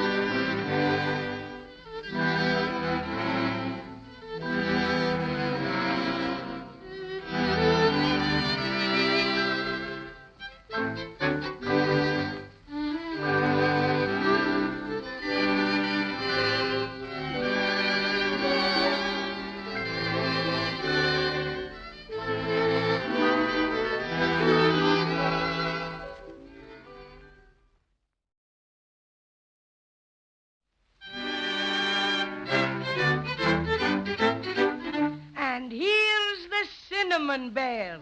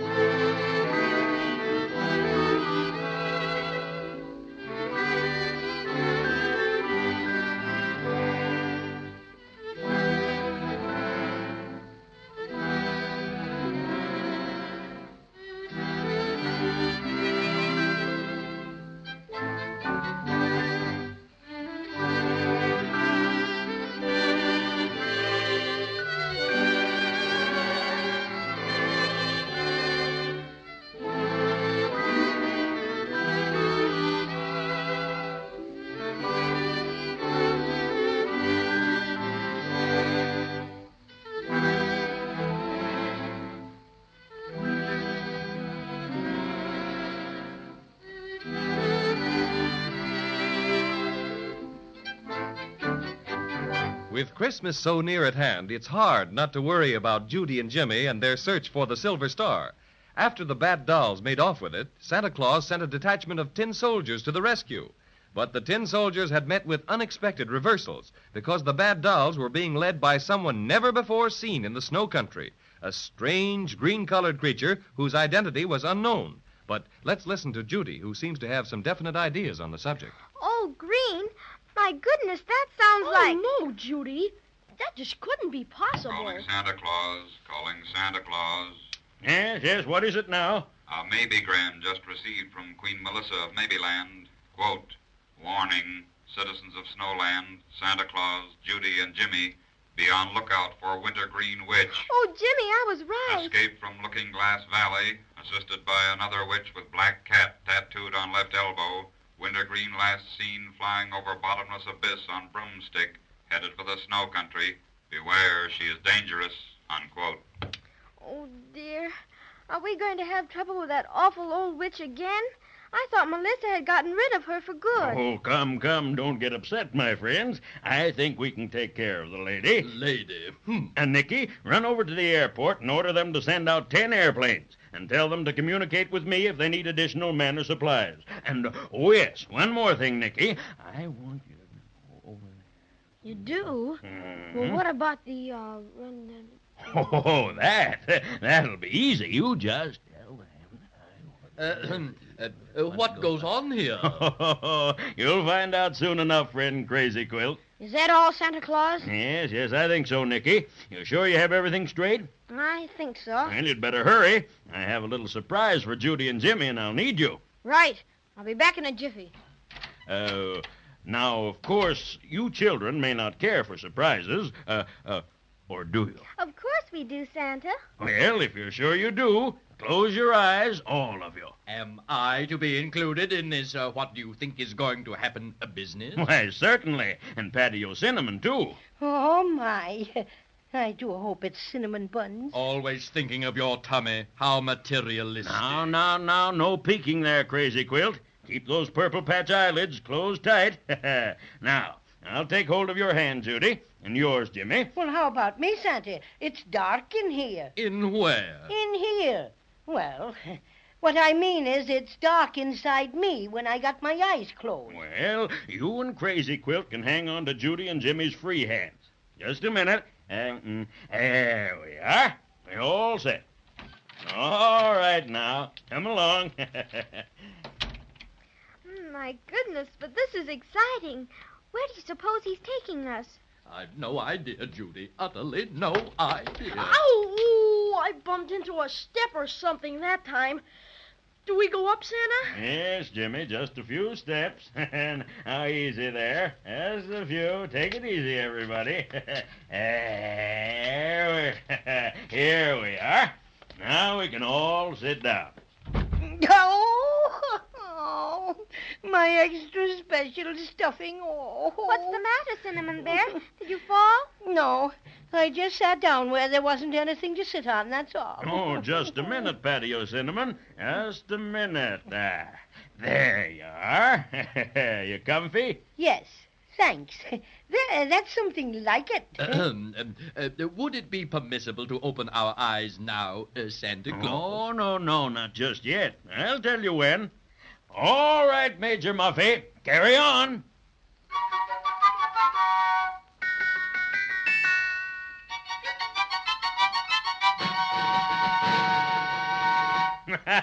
You can open your eyes now, and open them wide. My word. Oh, how beautiful. Jumping gee willikers. Bless my stuffing, what a big heart. My sainted Crazy Quilt aunt, I've never seen anything like this. That great big Christmas tree. Why, it's bigger than the one in the store downtown. It sure is. Lots bigger. Gee, I have to put my head way back to see the top of it. And all those colored lights. Why, there must be 1 million of them. 1.5 million, to be exact, Judy. That big domed roof with the lights on it. Would that be made of glass now? Well, not exactly. Something quite like it, but stronger, more substantial. One of my own inventions. It's just so big and so beautiful, with all the lovely toys and lights and everything, well, it just kind of takes your breath away. You like it, children? You bet. It's the most gorgeous thing I ever saw. Is this your throne we're sitting next to, Santa? It's such a fancy-looking chair. It is fancy, isn't it? Frankly, I wouldn't have had such an elaborate one with all these jewels and carvings, but the workmen in my factory made it for me last year on my birthday. And, of course, I wouldn't hurt their feelings for anything. Would you mind, Santa, if I went down there where you have the electric trains? I hesitate to admit it, but I have a perfect passion for them. Never could resist anything mechanical. That's not all you can't resist. Don't you let him do it, Santa Claus, or you'll find something else missing for sure. Oh, pay no heed to this glorified bath mat, Santa. It's Paddy O'Cinnamon who needs watching. Why, he's had his eyes on those rubber elephants and toy giraffes ever since he opened them. Indeed, and I have not. I was only staring at the big Christmas tree. Now, boys, you must stop your quarreling. I think the best way for us to see all the toys is to take a little ride in my miniature train. Gee williker, Santa. Have you got a train you can ride in and everything? I certainly have, Jimmy. And what's more, I'm going to let you drive it for us. Come along now. Gee, that's swell. Did you hear that, Judy? I'm going to drive the train. Oh, it's wonderful. Everything's wonderful. Hurry up, Cinnamon Bear. I'm coming, Judy. Hey, Crazy Quill, keep away from those toy steam shovels. You're apt to get your face lifted. All right, here's the train, Jimmy. Right over behind the Christmas tree. Gee, it's a pip. Why, it's just like a locomotive almost. How does it run? Well, I'll show you in a minute. Now, Judy, you just get in the cab with Jimmy. I'll sit right behind you, and Paddy O'Cinnamon can share the back seat with Crazy Quill. Oh, I have to sit with him, huh? Too bad you haven't got a caboose, Santa Claus. That's where Crazy belongs. Is that so? Well, I'll have you know. All right, everybody ready? I'll say we are. Will you show me how to drive it now? You bet I will, Jimmy. You see that lever? Uh-huh. You push that just as far as it will go. Then step on that pedal by your left foot. That starts the motor. Like that? That's right. Now the pedal. Boy, oh boy, we're off. Now, when you want to stop, Jimmy, just pull the lever back. You got it? You bet. Hey, how you doing back there, Crazy Quill? Just so-so. Bit stuffy. You never know what you'll meet up with on a train. If you're referring to me, applesauce. Oh, Jimmy, look at the hundreds and hundreds of beautiful dolls. Gee, and would you take a look at all those bicycles and scooters and the toy tractors and... And there's the toy band we saw in the storeroom. And over here's the military division. Some of the best tin and wooden soldiers we ever turned out. I'm very proud of them. Just look at those roly-poly dolls. They remind me of that roly-poly policeman we met on the island of Obi. Now we're passing the animal kingdom. Elephants and camels and monkeys on sticks. Animals of every description. No Crazy Quill dragons, however. I should hope not. One is enough. Santa Claus! Huh? Santa Claus! Oh, here's Nicky Fruitily back again. Stop the train, Jimmy. All right, Santa Claus. All right, all out now. Come on. Easy there. All out. Everything ready now, Nicky? All ready, sir. Do you know what, Santa Claus? No. What, Judy? I was just noticing all the little dolls and soldiers and toy animals are standing perfectly still, just like they were waiting for something. That's right, Judy. They are waiting for something. What? Well, just to make certain all my toys will know how to behave when I take them out into the world, I put them through a special rehearsal under the big Christmas tree. And while they're marching, my supervisors inspect them. So that's what my toys are waiting for, Judy and Jimmy. The Christmas Tree Parade. A parade? Jiminy Cricket, Santa. Are we going to see it? You are, Jimmy, and right this very minute. Oh, Major Muffy, proceed with the Christmas Tree Parade.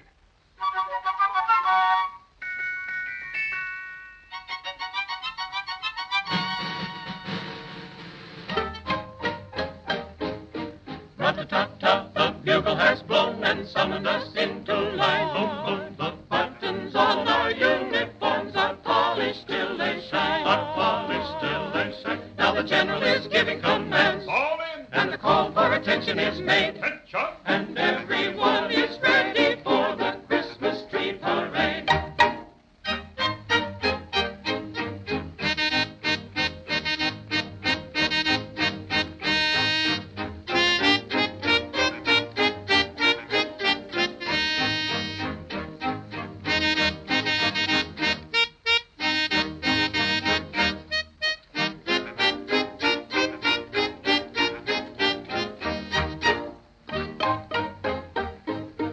Rub-a-dub-dub and clickety-clack and uppity-uppity-um, boom, boom, boom. Round the Christmas tree and back in marching form we come. In marching form we come to the beat of the little bass drum. Boom, boom. To the toot of the little tin horn. We'll make a lot of children sing and shout on Christmas morn.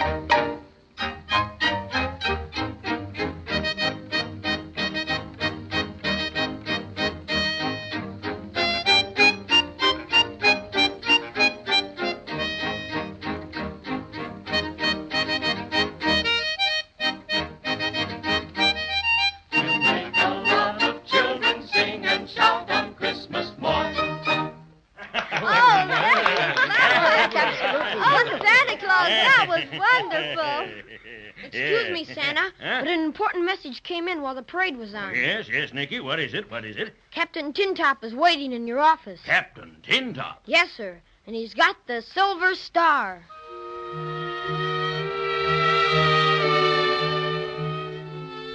Well, that's the nicest news Judy and Jimmy have heard in a long time. The Silver Star is safe and sound. At least, we hope it is. But I'm not going to congratulate anybody until I've seen Captain Tintop return it in person.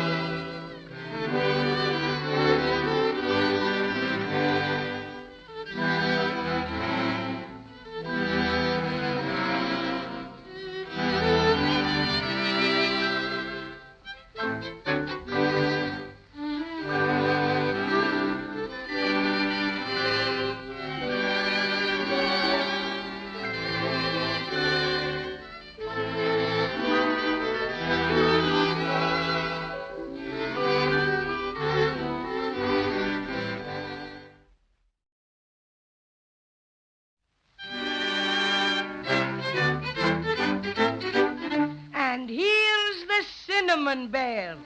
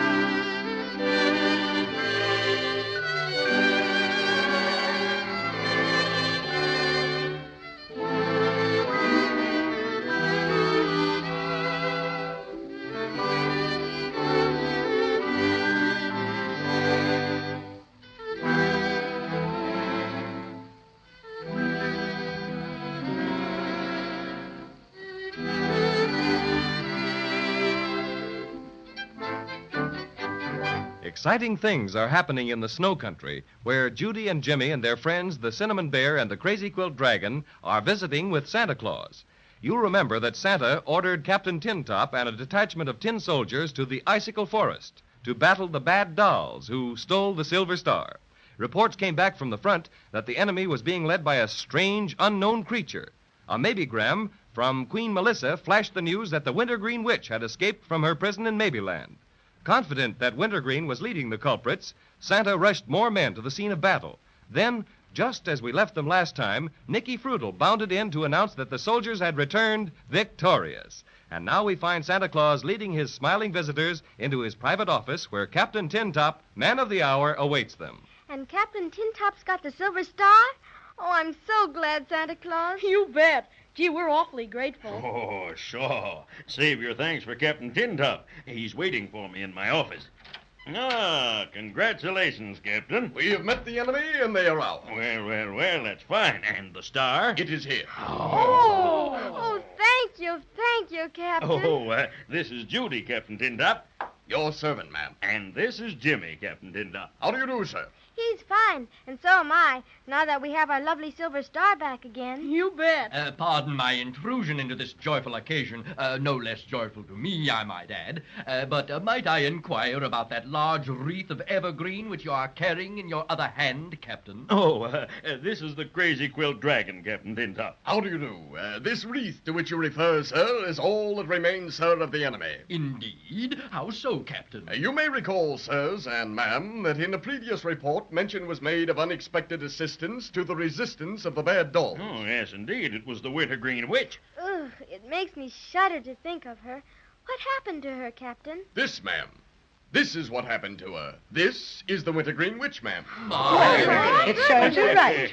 Well, how did she get turned into a Christmas wreath, Captain Tin Top? Allow me to come to that later, if I may, sir. Santa Claus, sir, following arrival of reinforcements and intelligences re the ally of the bad dolls, I gave command to surround them in the Icicle Forest. Thickness of icicles prohibiting air attack made necessary concentration of infantry and artillery. May I make suggestions, sir, that artillery is far more effective, need newer models? Oh, come now, Captain, come. I'm afraid that will hardly be necessary. Do not agree, sir, but just a suggestion, sir. Giving orders not to fire until they saw the whites of their eyes. Jimmy, he sounds like a history book, doesn't he? We awaited the onset of the foe. With the cunning they are noted for, the bad dolls made their attack quietly, so we were unprepared, to some extent, for their appearance. But quickly gave the command to fire the cannon snowballs, and our superior numbers told the tale.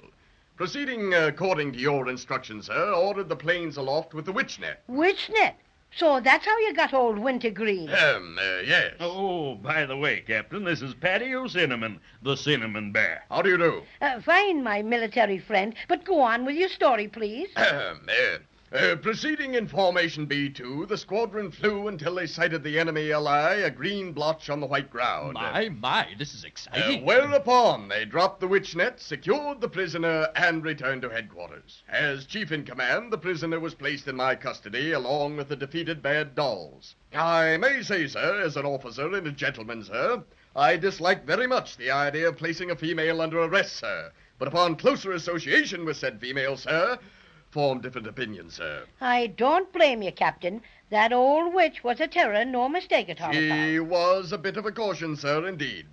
Having turned the bad dolls over to the repair factory to be restuffed, inquired of your head foreman, Santa Claus, sir, as to what might be done with the prisoner. Prisoner not being citizen of Snowland and having no orders as to final disposition of same. Foreman opined that prisoner might be made into something useful, as suggested Christmas wreath. Evergreen for wintergreen, you know. So that's how it happened. Yes, sir. Any further orders, sir? No, that will be all for the present, thank you, Captain. Except that we would be very happy to have you with us at the banquet. Banquet? Bless my stuffing. Oh, Captain Tin Top, you don't know how good it makes us feel to know that mean old Wintergreen Witch can't do anything to us anymore. And she certainly can't, Judy. I'll see to that personally. I'll hang the wreath right up here in my office, and Nicky and I can both keep an eye on it. And now, How do you all feel toward a little refreshment? Gee, Santa Claus, I think we'd all like it pretty much. Delighted. Well, when do we eat? Paddy O'Cinnamon, as one citizen of Maybeland to another, I'm ashamed of you. Oh, you are you?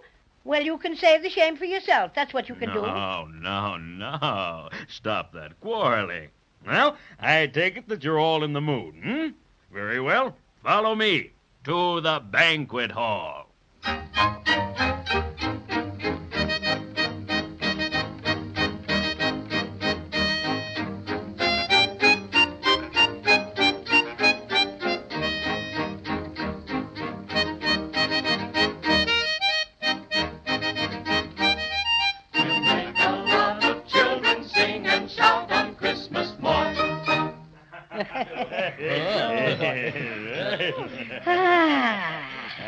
Somebody pat me on the back. I'm so nice and full, my stuffing's all bunched to the back. Like this? Oh, well, a little on that order, Jimmy, but that's enough, thank you. I stopped counting all the cinnamon buns you were eating after I saw you take the 25th Paddy O'Cinnamon. I don't suppose you counted all the lime lollipops you had? What a crazy quilt cavern you turned out to be. Jimmy, I think we'd better be getting home pretty soon, don't you? Yes, I do. You know, I feel sort of, Let down, Jimmy? Yes, I guess that's it. Gee, we've done so many exciting things, and I guess maybe I'm sort of tired or something. Anyway, it's getting awful close to Christmas, and Judy and I have had a swell time with you, Santa Claus, and, well, we think we ought to go home. As our adventures together draw to a close, as spokesman for our little party... And just who appointed you as spokesman? As spokesman for our little party, may I say a few words? No. Thank you. Tears come to my eyes when I contemplate parting from my dear, dear friends, the friends of adversity. What's that? I think he means you all went to school together. But we didn't. Shh. But I realize that like all good things, even this, our quest for the Silver Star, must come to an end. With laurels on our brow... What's he talking about? Just let him rave. Crazy always has to make a speech. We spend these last few precious moments together. Oh, may I propose a toast? Well, I think that would be all right, friend Crazy Quilt. I propose a toast to those true friends, those stalwart friends, me, those friends so soon to depart. Lift your glasses of milk, friends. I give you Judy and Jimmy. Well put. Well put. Well, have you all had enough? That's fine. I don't wish to hurry you, but it's getting time to leave. I'm going to take Judy and Jimmy. And me, Santa. Don't forget me. Oh, no. I wouldn't forget you, Paddy O'Cinnamon. I'm going to take you back with Judy and Jimmy to their attic. Oh, boy, this is the biggest thrill yet. You've been so awful kind, Santa. We don't know how to thank you. Oh, sure. That's all right. That's what Santa Claus is for, to help children find happiness. Well, what about Crazy Quilt? Is he going back with us, too? Oh, no, thank you, Jimmy. I think not. In fact, I've been quite taken with the snow country. I'd like to stay on here for a bit. Well, that's quite all right. Glad to have you. Oh, Nicky. Yes, Santa Claus? Is the sleigh ready? Just about, Santa Claus. They're filling the last trailer now. Good. Have you checked everything with my list? Yes, I did that personally. Well, all right. And I guess we can start. Come, children. Shake a paw there, Cinnamon Bear.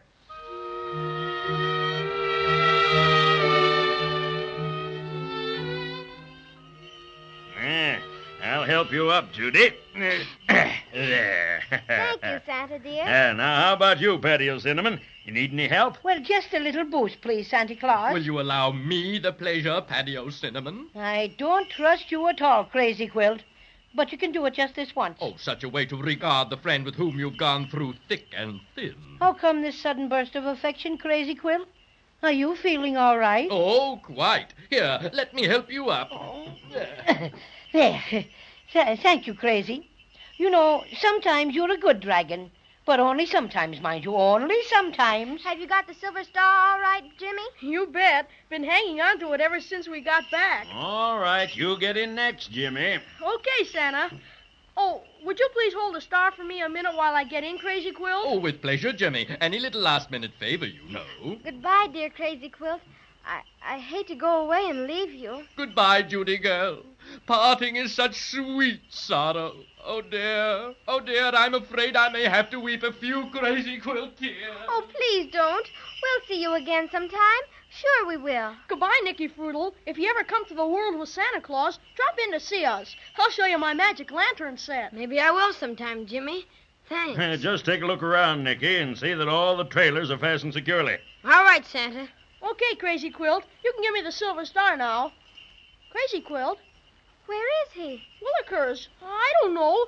What? He was here just a minute ago. He must have dropped back to help Nicky. Hi, Crazy Quilt. He's not here, Santa. Gee, where do you suppose he went? Look, there he is. Where, Patty? Over there, running as fast as he can go. Jiminy Crickets.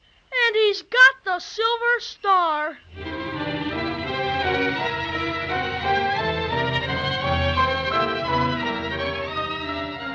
My. And I was just about to remark how beautifully everything was going. That Crazy Quilt Dragon is certainly an amazing fellow. After all the adventures he's been through with Judy, Jimmy, and the Cinnamon Bear, who ever would have thought he'd steal the silver star again? But he did, and I must say things look mighty serious. Christmas is just around the corner, and so is Crazy Quilt. And if anything's going to happen, it's got to happen quick. Let's listen next time and see if it does.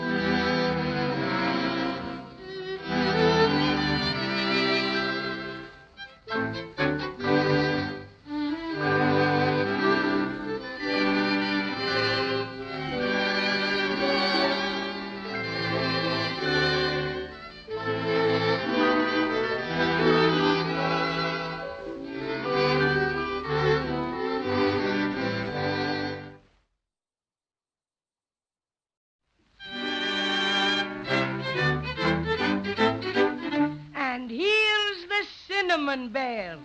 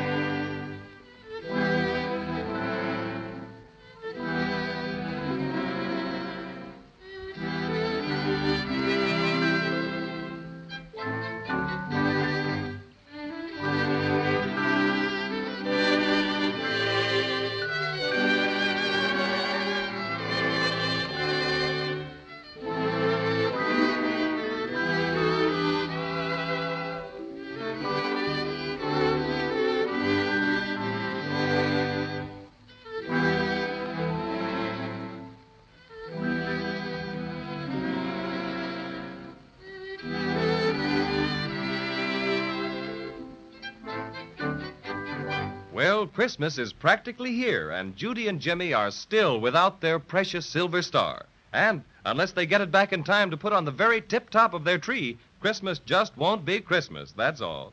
You'll remember that after Captain Tintop captured the star from the bad dolls, Santa Claus gave a grand banquet.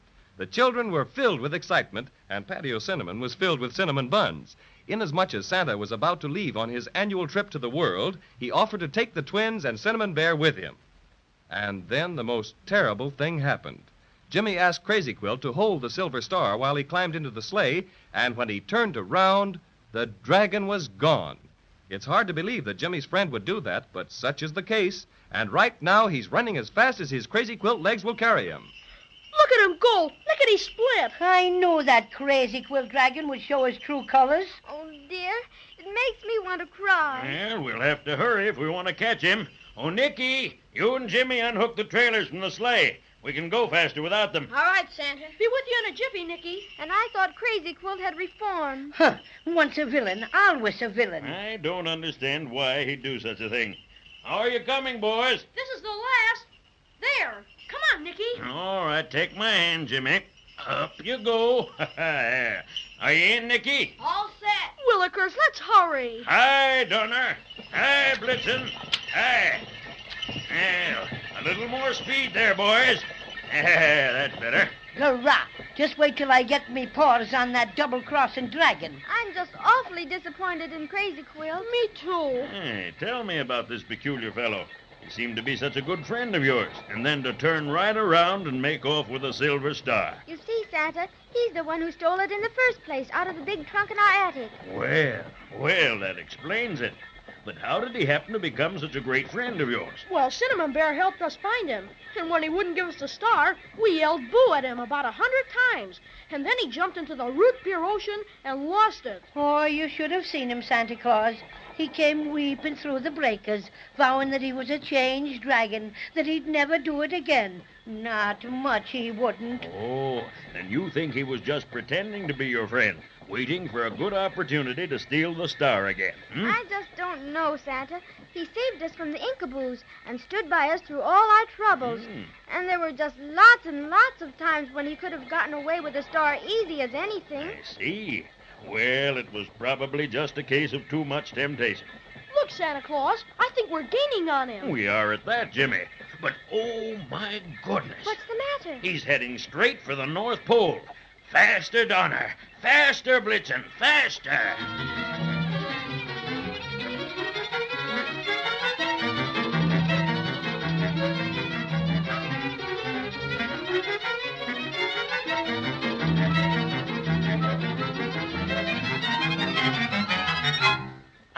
Just as I thought.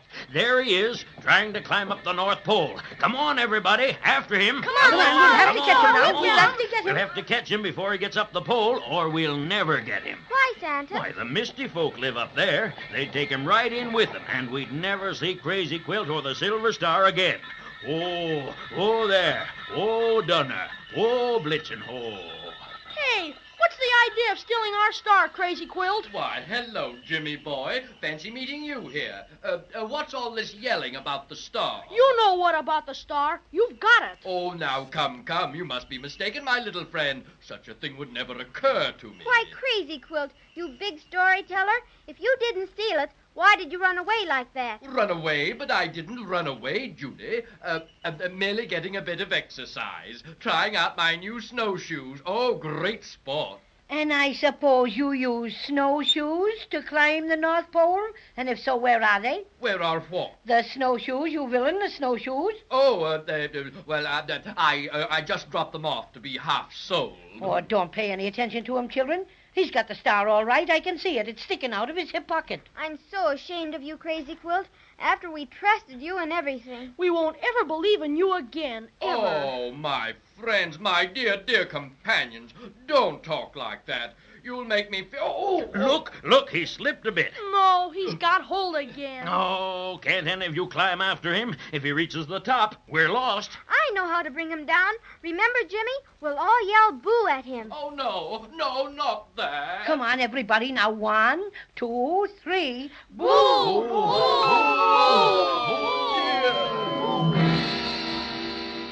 down. Let's get him, Judy. All right. Come After on, him, wait a children. minute. After There him. he is. Get in there, Nicky. Get All in. right, get him. Come on. And last, I got you, Crazy Quilt, and I'm feeling extra specially ferocious. Garrot. Tickle him, Jimmy, tickle him. Oh, my friends, to think how beautiful friendship should end like that. Oh, no. Oh, he's turning over. Grab the star, Jimmy. I've got it, Patio Cinnamon. I've got the silver star. Oh, you crazy quilt dragon. Thought you'd get away with it, huh? I'll teach you to trifle with cinnamon bears. Shake him up, children. Shake him up. Shake him up.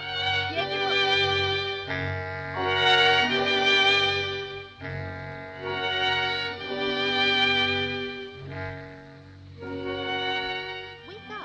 Wake up, children. What's that? Tickle him, Jimmy. Tickle him good. Oh, that's all right, Judy. I've got the silver star. Children, what in the world are you doing? Get up off the floor. You're all tangled up in that old crazy quilt. Did you fall asleep? Oh, dear, I hope you didn't catch cold. Cold? It isn't cold, Mother. Not like it is in the snow country. Sure. It's a lot colder at the North Pole. What? My darlings, are you ill? Have you got a fever? Let Mother feel your hands. You're talking so strangely. We're all right, Mother. We had a most elegant time. We sure did. The silver star was gone because the crazy quilt dragon stole it. But Santa Claus helped us catch him and get it back. You don't seem to have any fever. Now hurry up, both of you. Daddy's home. Did he bring the Christmas tree? Yes, dear. And he wants you to come down and help him decorate it. My goodness, I wouldn't have let you come up here in the attic if I thought you'd go to sleep. But we didn't go to sleep, Mother. We went to Maybeland. Oh, Jimmy, look at poor Patio Cinnamon on the floor.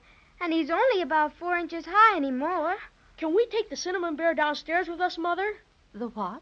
Why, the cinnamon bear. You know, Patio Cinnamon. We found him in the trunk, and he's the one who took us through Maybeland. And we had lots and lots of swell adventures, too. Oh, I see. May we take him downstairs, Mother? Of course you can. Now hurry. It's beginning to get dark.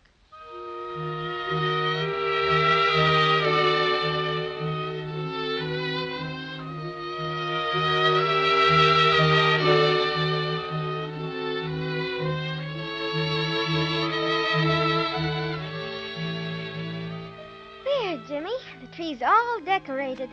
Isn't it simply beautiful? Uh-huh. And there's our silver star, right on top where it belongs. And Cinnamon Bear sitting on a branch right near it. Remember the big Christmas tree that Santa Claus had in his palace? Yes, and remember how we watched a wonderful, wonderful Christmas tree parade with all the toys and dolls? You bet. And we rode on Santa Claus's miniature train, and I got to drive it and everything. You know what, Judy? What? I wonder if we really did fall asleep up in the attic like Mother said. I don't know, Jimmy. It's all sort of mixed up like. It sure is. But I just don't see how we could dream all of it. What do you mean? Well, look at Patio Cinnamon. We didn't dream him. Of course we didn't, dear little Cinnamon Bear. I bet he's about the best friend we've got. And what about the Crazy Quilt Dragon, Judy? Well, don't forget that we found our silver star in the Crazy Quilt up in the attic. Sure, but it was a dragon when we were up at the North Pole. You know, maybe it all got changed around like that because Mother came up to look for us. Grown-up folks don't believe in magic very much, I guess. No, they just say you're sick or you've been asleep or something. I wonder if we stayed awake tonight, do you suppose we'd see Santa Claus? We could ask him about it and thank him for helping us catch Crazy Quilt. Oh, I don't think we'd better do that, Judy. Why not, Jimmy? We've just got to find out, don't we? Well, it would be nice, all right. But don't forget what Santa told us. Children can't see him if they stay awake. That's right, he did. Well, I guess we just better keep it a secret, Judy. You mean about looking for the silver star? Yes, because nobody would believe us anyhow. But we believe us, don't we, Jimmy? I suppose so. But gee willikers, I wish Mother hadn't said that about us going to sleep. It makes me kind of wonder. Well, anyway, we've got our silver star. And best of all, we've got Patio Cinnamon. You know what, Judy? Let's put him up on the tree every Christmas. Yes, I think we should. After all, that's where he belongs. Right near the silver star where he can guard it and see that nobody ever steals it again. I'm the cinnamon bear. Jimmy, I thought I heard something. Why, it sounds like Patio Cinnamon singing his very own song. But Jimmy, he's only 4 inches high. Listen, Judy. Jimmy, it is the Cinnamon Bear. Maybe we weren't dreaming after all. Now I'll growl, Hurrah! and I'll growl. Karoo! And if you like the fray, I'm much obliged to you.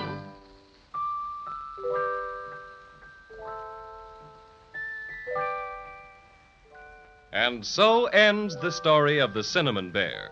Whether Judy and Jimmy dreamed these adventures or whether they really happened doesn't matter. They were truly wonderful and certainly most magical. And now that the silver star is shining brightly on the very tip-top of Judy and Jimmy's tree, we can smile our biggest holiday smile and say, a Merry Christmas to you all. We hope you'll always remember little Paddy O'Cinnamon, the Cinnamon Bear. That's the one thing that will make him very happy. And I can tell you on his behalf, he'll be much obliged to you.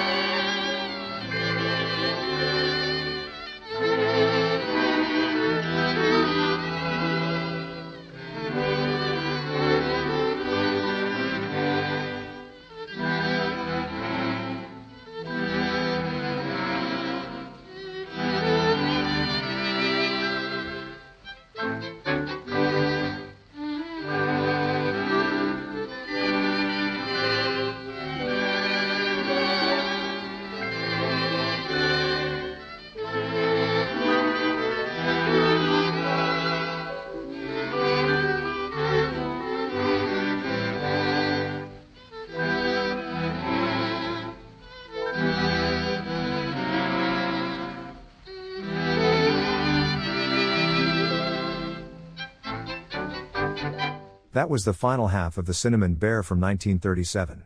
The radio show proved to be so popular that the Metropolitan Washington Old Time Radio Club says it has been broadcast by a station somewhere in the world every year during the holidays, even today. Many malls had a Cinnamon Bear that children would tell what they wanted for gifts instead of a Santa, and he would show up in Christmas parades. The Cinnamon Bear has remained especially popular in Portland, Oregon, which was often cited as a Cinnamon Bear hotspot. Lipman's is probably best remembered for the Cinnamon Bear, a popular Portland Christmas time tradition since 1937. The Cinnamon Bear was introduced as a Lipman-sponsored radio story character, meant to count down the days until Christmas. Along with Santa Claus, his costumed likeness appeared every Christmas at Lipman stores, handing out cookies to children. Frederick and Nelson continued the practice after absorbing the brand. The Cinnamon Bear survives today as a souvenir at the Fifth Avenue Suites. To this day, The Cinnamon Bear is aired during the holidays on K103. The Cinnamon Bear radio show can also be heard on Cool 99.1 in Eugene, Oregon every Christmas. Portland Spirit Cruises and Events, Portland, Oregon, developed the first Cinnamon Bear cruise in 2005, based on the radio show by Glanville and Elizabeth Heisch's memorable characters in the radio show. After a 2-year pause due to the COVID-19 pandemic, the cruise celebrated its 19th year in 2024. Offering approximately 12 breakfast cruises during the month of December. On board, children of all ages meet Queen Melissa, Cinnamon Bear, Crazy Quilt Dragon, Jack Frost, Captain Taffy, and numerous other magical characters from the radio series. Well, that is it for Airchecks. We will have more Christmas-related programming next week. Airchecks is a 3-hour podcast uploaded every Saturday and broadcasts on the K-TIE radio network every Sunday.